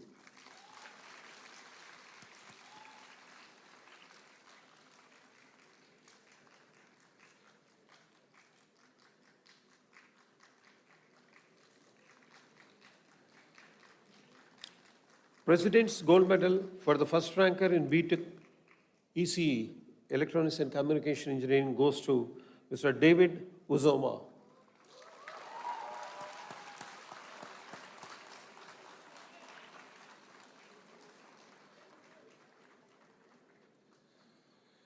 President's Gold Medal for the first ranker in BTech CSE goes to Ms. Rekha Yashasvi.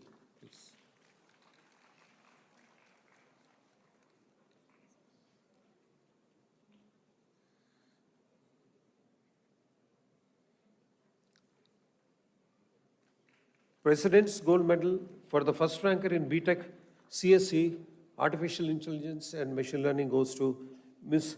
Simarpreet Kaur.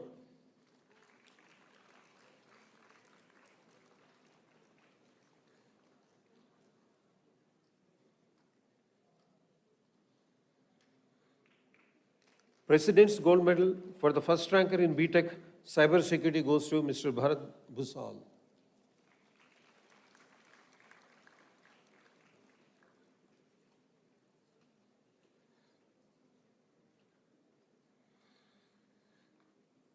President's Gold Medal for the first ranker in BTech Data Science, Data Structures goes to Aditi Vito Shanbag.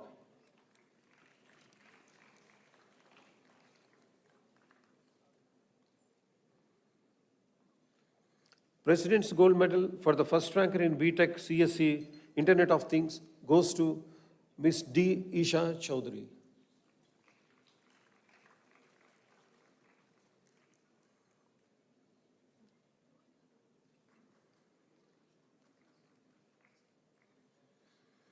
President's Gold Medal for the first ranker in BTech CSBS goes to Ms. P. Satvika Reddy.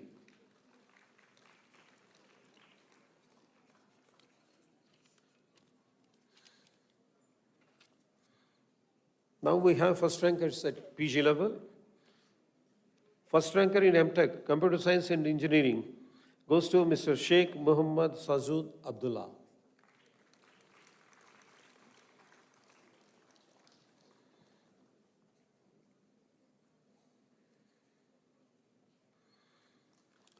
First ranker in MTech Data Science goes to Ms. Padam Venkata Mahalakshmi. Sorry.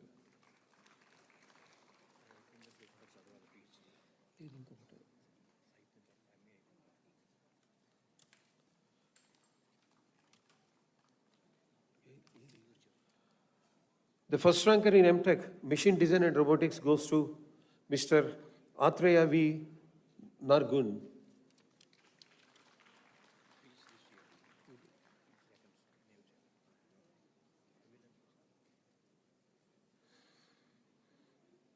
Now we have PhD in Civil Engineering, Mr. Indana L. N. Prasad, please.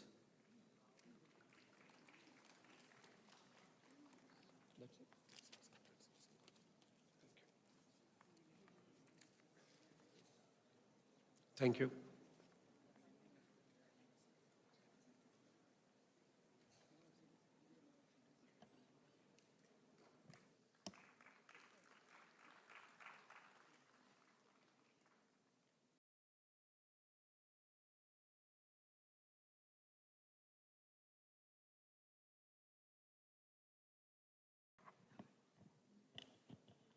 Students of School of Technology may now be seated.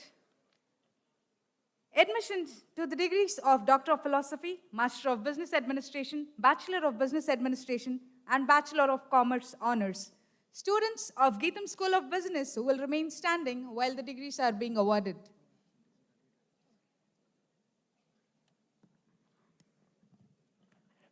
I present to you the candidates whose names are herewith submitted for admission to the degrees of Doctor of Philosophy, Master of Business Administration, Bachelor of Business Administration, Bachelor of Business Administration, Business Analytics, Bachelor of Business Administration, Financial Markets, Bachelor of Business Administration, Management Accounting, and BCom honors in GITAM deemed to be university.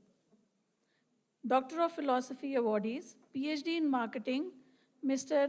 Trinamoy Das.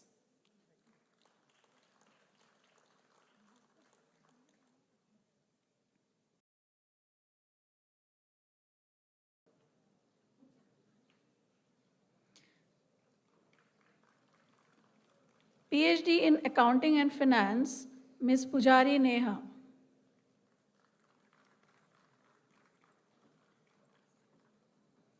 Now, gold medalist for PG awardee, President's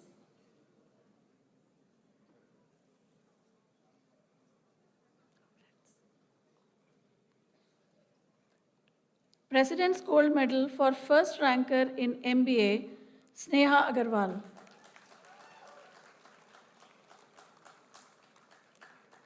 Gold medalists in UG awardees. President's Gold Medal for first ranker in BBA Business Analytics, Thoda Sakita Persis.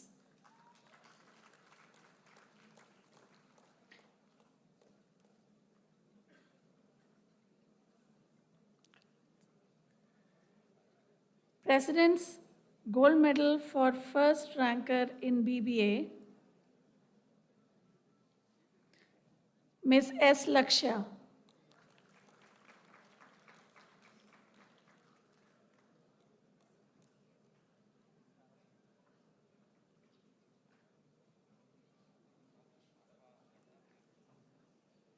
President's Gold Medal for first ranker in BBA Financial Markets, Kanchi Bhavna.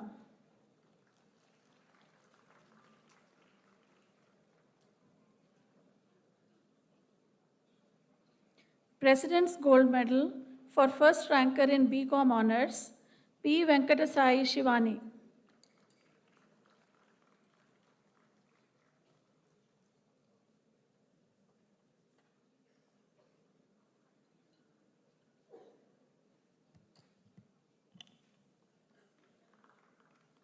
President's Gold Medal for first ranker in BBA Management Accounting, Agatha Catherine. Anugrah Catherine. Thank you.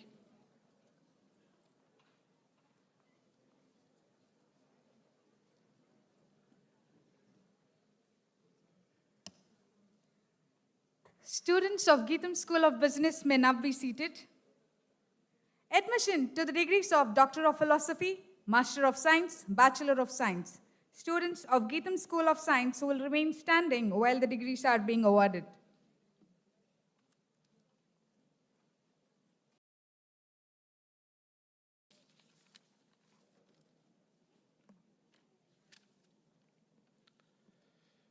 I present to you candidates whose names are herewith submitted for admission to the degree of Doctor of Philosophy, Master of Science in Analytical Chemistry, Organic Chemistry, and Data Science, Bachelor of Science in Chemistry, Computer Science with Cognitive System, Food Science and Technology, Statistics, Bachelor of Optometry in GITAM, deemed to be university. Doctor of Philosophy awardee, PhD in Applied Mathematics, G. Tirupati.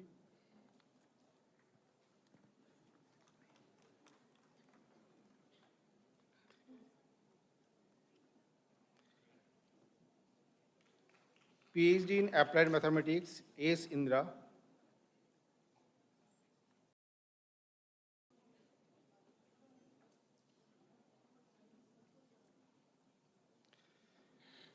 Applied Mathematics, PhD in Applied Mathematics, Srinivas Reddy, Shomi Reddy.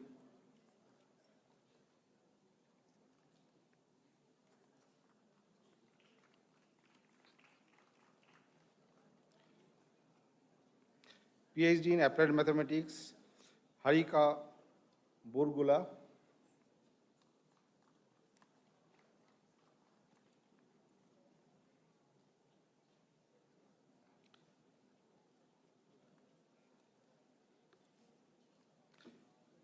PhD in Applied Mathematics, R. Vijayasri.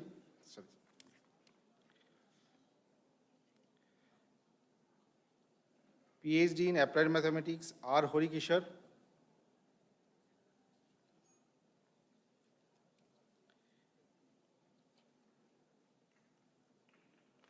PhD in Chemistry, Y. Kali Shiwali.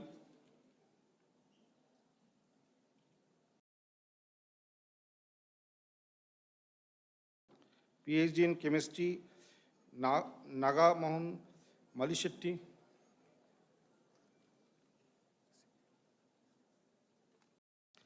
PhD in Chemistry, Srinivas Reddy.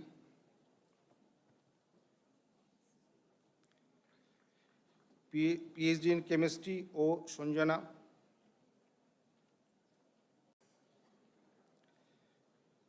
PhD in Chemistry, B. J. Reddy.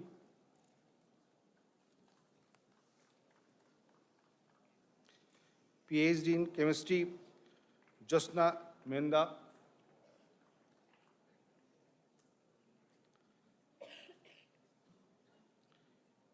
PhD in Chemistry, Shirisha Bandi.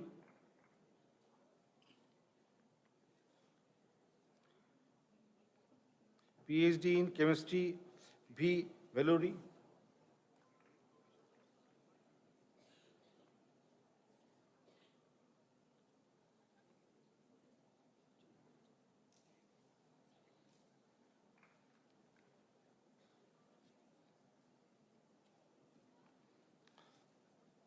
PhD in Chemistry, D. Abhilasha.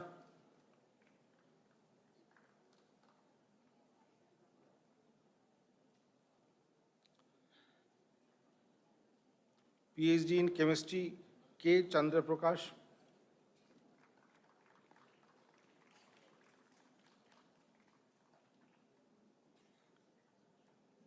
PhD in Chemistry, P. Yanda.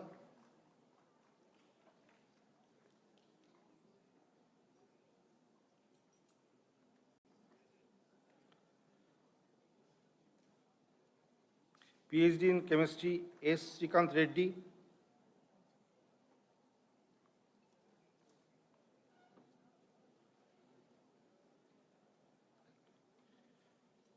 PhD in Chemistry, Chinta Srinivas Reddy.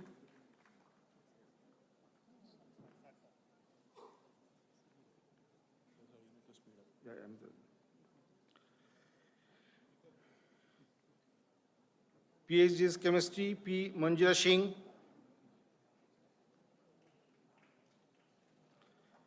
PhD in Chemistry, K. Suresh.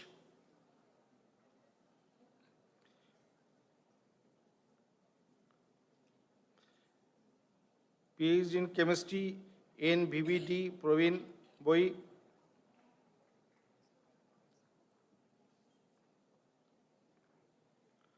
PhD in Chemistry, Mohan Pasham.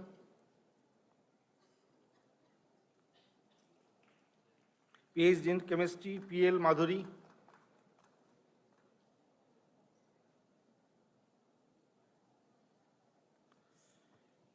PhD in Chemistry, Lavanya K.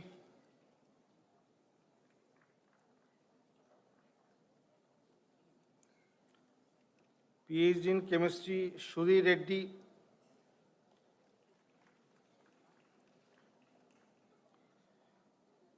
PhD in Chemistry, Shimachalam Golde.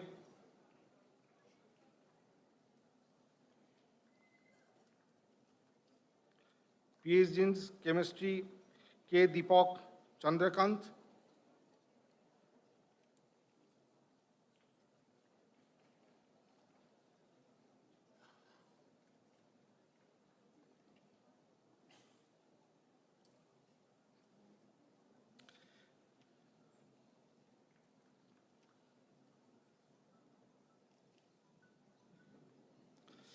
PhD in Chemistry, Dibbakumar Bemodi.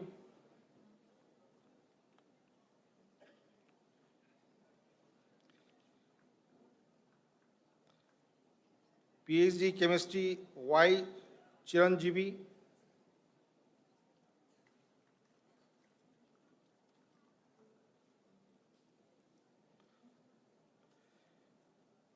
PhD in Electronics, V. Suhasini.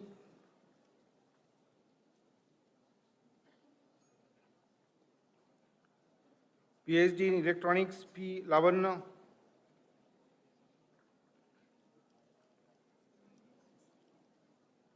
PhD in Mathematics, P. Kamala.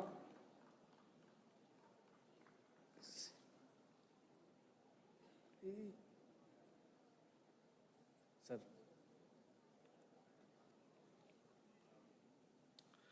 PhD in Mathematics, Srinivas N.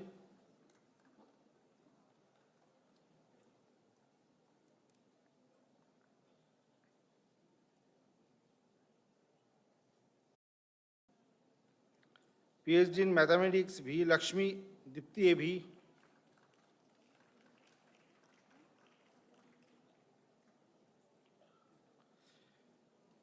PhD Mathematics, Deepika A.R.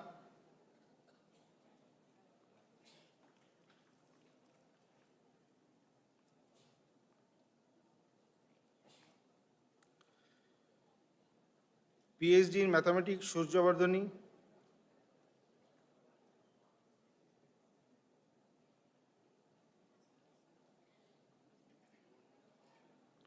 PhD in Mathematics, Alanki Dibba.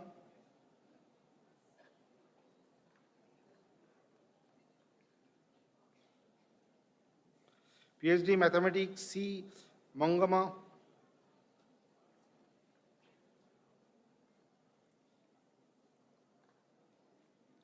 PhD in Mathematics, Lavanya K.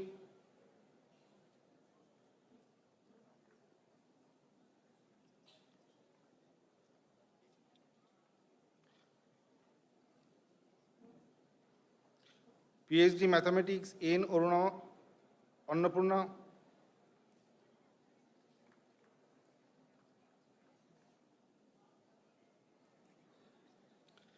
PhD in Mathematics, K. Bhavani.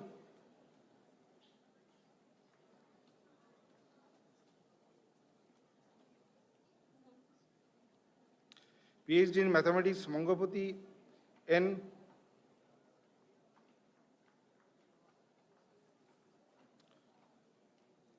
PhD in Mathematics, Muhammad Imam Pasha.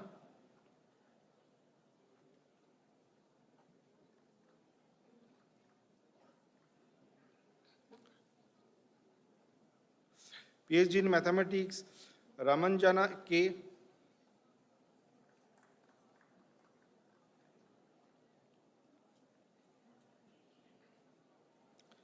PhD in Mathematics, Shapna D.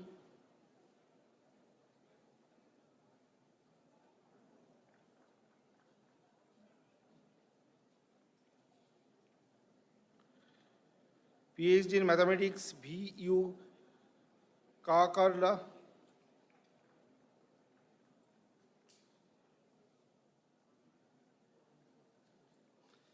PhD in Mathematics, Malika Chitru.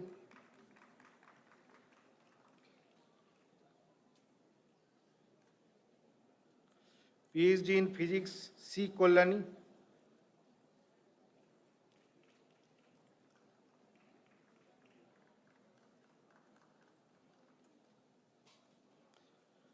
PhD in Physics, G. Radhika.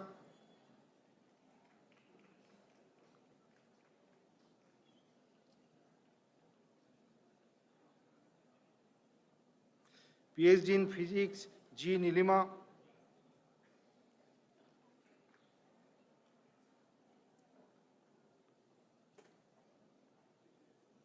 PhD in Physics, P. Usha.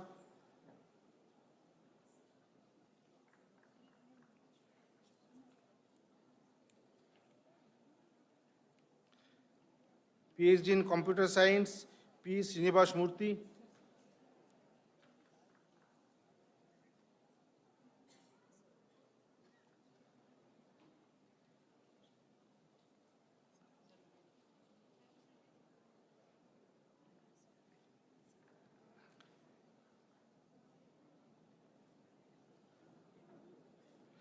PhD in Computer Science, Shapna S.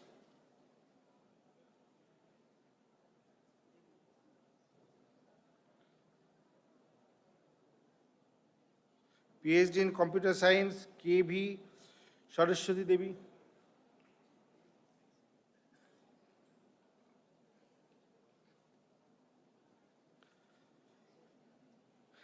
Gold Medal PG awardee, President Gold Medal for First Ranker MSc Data Science, A. Shai Kirtana.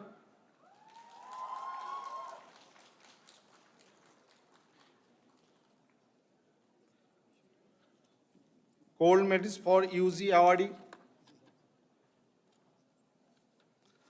President Gold Medals for First Ranker BSc Chemistry, A. Shai Kishore Raju.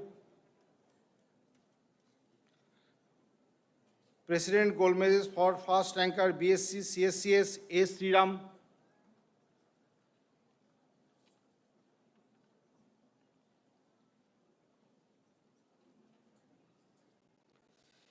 President Gold Medals for First Ranker BSc Food Science and Technology, Balu Tannami.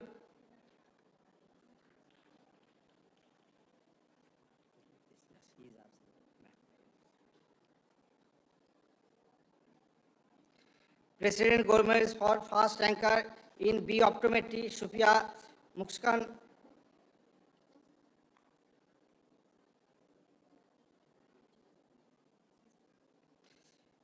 Fast Ranker PG Awardee, Fast Rank MSc Chemistry, Mona Lisa Shao.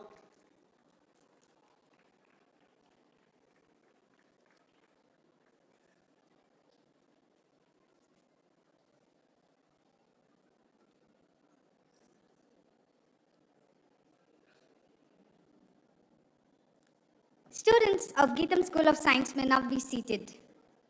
Admission to the degrees of Doctor of Philosophy, Master of Arts and Bachelor of Arts. Students of GITAM School of Humanities and Social Sciences will remain standing while the degrees are being presented. I present to you the candidates whose names are herewith submitted for admission to the degrees of Doctor of Philosophy, Master of Arts in Applied Psychology, Economics and English, and Bachelor of Arts in Economics, English, History, Mass Communication, Political Science, Psychology, and Visual Communication in the GITAM deemed to be university. PhD in English, Shailaja Iswara.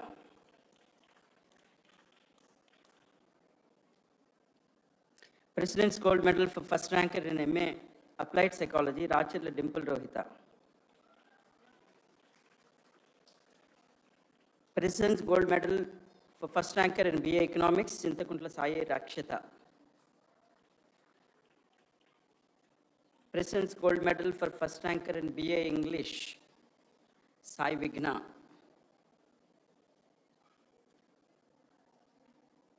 Sai Vigna.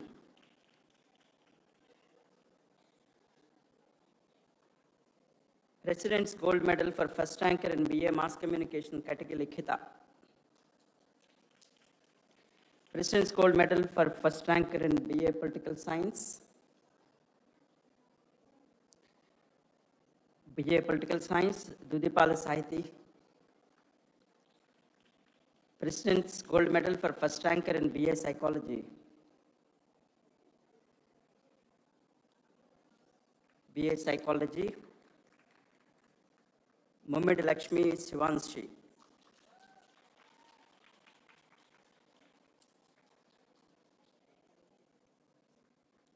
First ranker in MA English,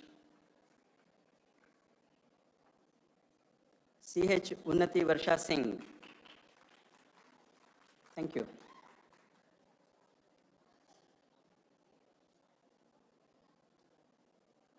Students of GITAM School of Humanities and Social Sciences may now be seated. Admission to the degrees of Master of Pharmacy and Bachelor of Pharmacy.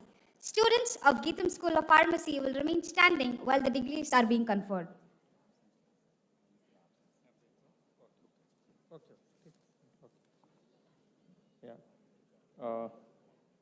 I present to you the candidates whose names are herewith submitted for the admission to the degree of Doctor of Philosophy, Masters of Pharmacy, and also Bachelor of Pharmacy in the GITAM deemed to be university, PhD in Pharmacy, Sabima Sultana.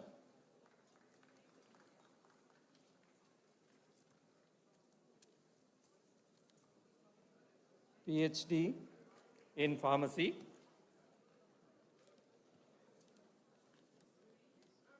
Lola Siddharth.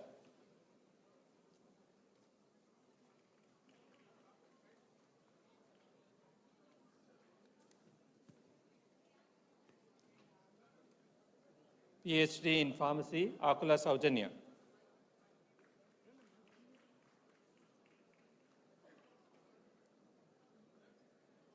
PhD in Pharmacy, M. Radhika.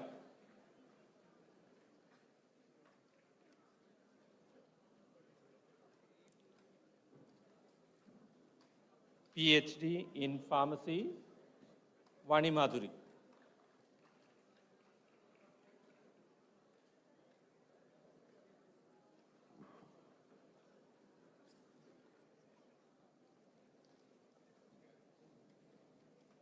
PhD in Pharmacy, Tandrima.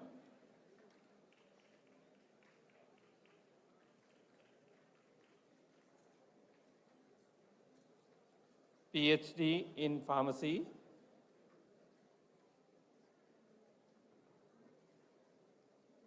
Mrunali Devi.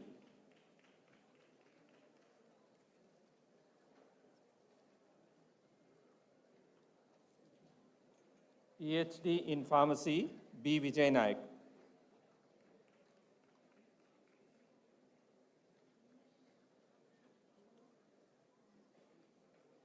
PhD in Pharmacy, Chakala Bhargavi.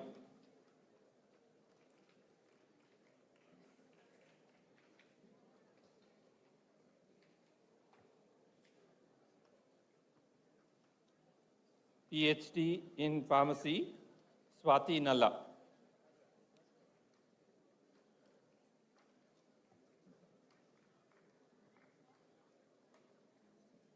PhD in Pharmacy, Deepthi.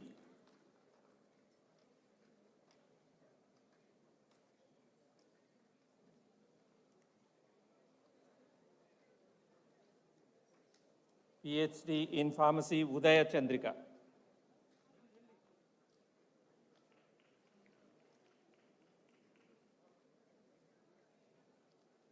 PhD in Pharmacy, Ashish Kumar Pal.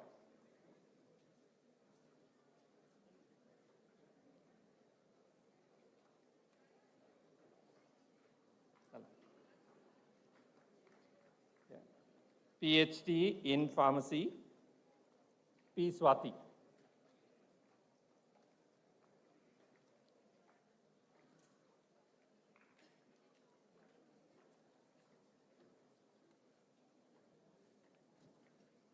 PhD in Pharmacy, M. Himabindu.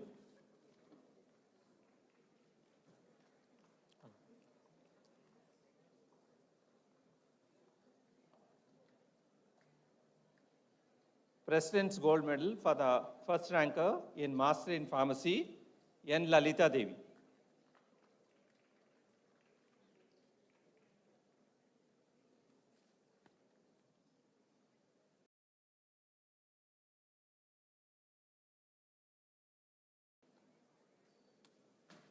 President's Gold Medal for the first ranker in B Pharmacy, Divya Reddy Tumma.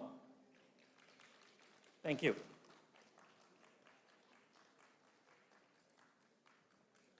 Students of GITAM School of Pharmacy may now be seated. Admission to the degrees of Bachelor of Architecture. The students of GITAM School of Architecture will remain standing while the degrees are being presented. I present to you the candidate whose names are hereby and submitted for admission to the Bachelor of Architecture in the GITAM deemed to be university.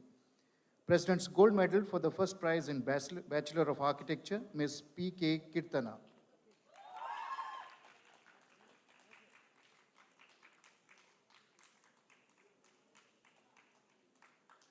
Thank you.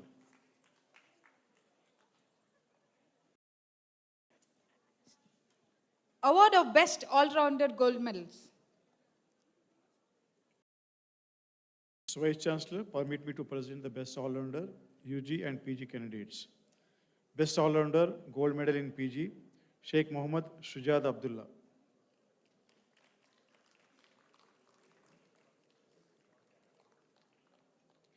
Best All-Rounder Gold Medal, Undergrad, Mashetti Vashist.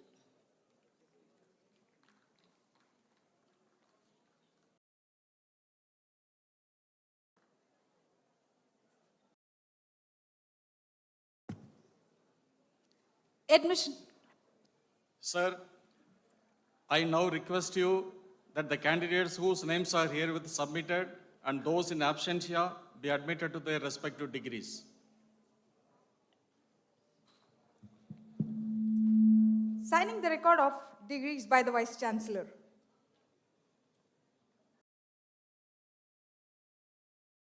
On behalf of the Executive Council of GITAM deemed to be university, I admit the students presented to me to the degree of Doctor of Philosophy, Master of Arts, Master of Business Administration, Master of Pharmacy, Master of Science, Master of Technology, Bachelor of Architecture, Bachelor of Arts, Bachelor of Business Administration, Bachelor of Commerce Honors, Bachelor of Pharmacy, Bachelor of Science, Bachelor of Optometry, and Bachelor of Technology. In token thereof, you have been presented with these degrees, and I authorize you to wear the stoles ordained as the insignia of your degrees. I permit the registrar to confer degrees under the candidates in absentia and authorize them to wear the stoles ordained as the insignia of their degrees.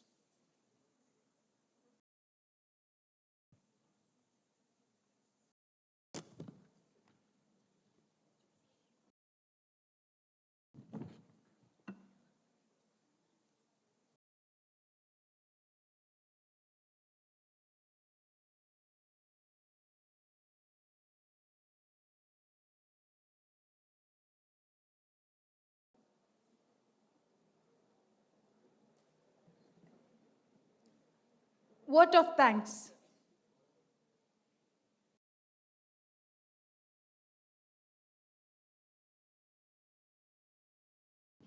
I now move that thanks of the convocation be tendered to Padma Shri Kiran Karnik for the convocation address. Thank you so much.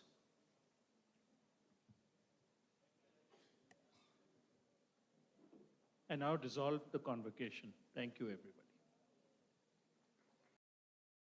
I request all to rise for the national anthem.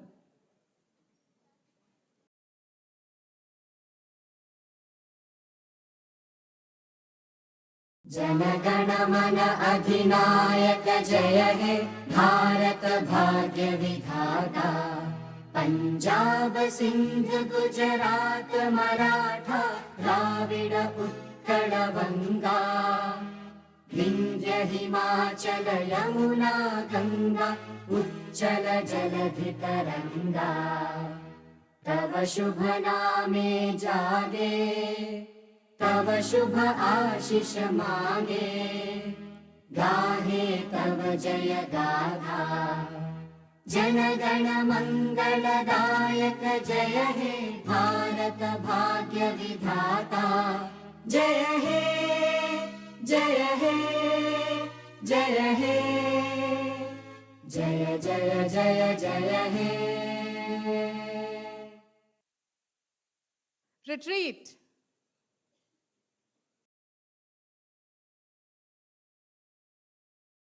All the members of the audience are requested to remain standing while the procession retreats.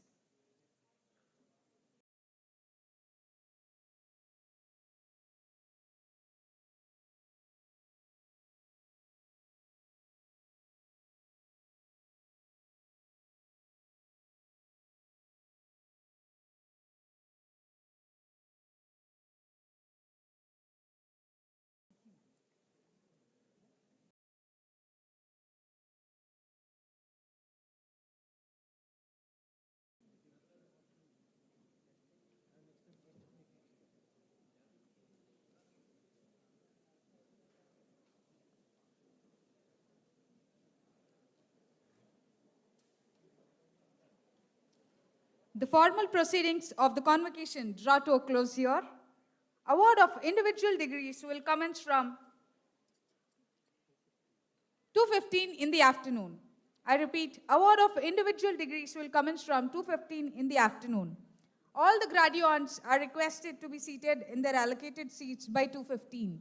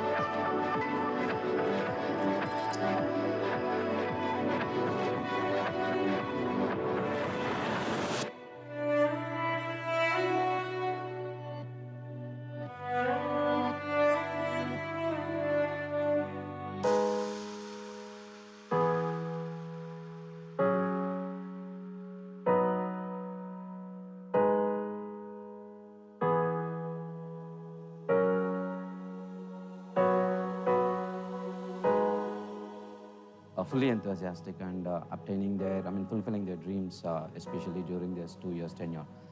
They have done a really fantastic job in aiding the society, not just by learning, but also by doing and giving back to the society. When I met them in their last term, when they were having change management course, I was surprised to see that all of them were talking confidently, communicating confidently without fear, coming onto the stage and communicating. I was feeling very happy to see them perform at that time. This is the batch.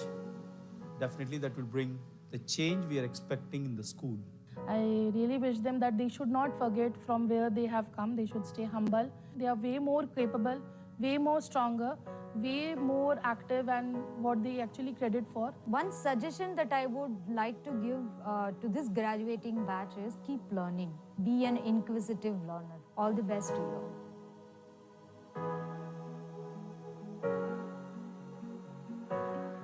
I had one of the best years of my life at GITAM, and I have become a better person compared to myself when I was in the first year, and I have become more self-disciplined because of the hostel. Thank you so much for that. So thank you, GITAM, for giving me this opportunity to talk about my experiences, and thank you so much for giving me the platform for my future. Looking back at GITAM has been so much more than just a university for me. It has been my launch pad, the canvas, and the most important, my second home. Without any exaggeration, I'm going to say it is my second home. Thanks to the constant support from my faculty, mentors, peers, friends, and everyone, I slowly understand how to connect the dots in the plain paper. So because every dot has its own value, and I just connected what are really essential for me. My time at GITAM has been nothing but short of beautiful memories and moments. From the very beginning, the warmth and support of the faculty made a huge difference in my journey. Each one of them has played a unique role in shaping the person I am today. Coming to a new college and joining few clubs was indeed a new change for me, and my club mate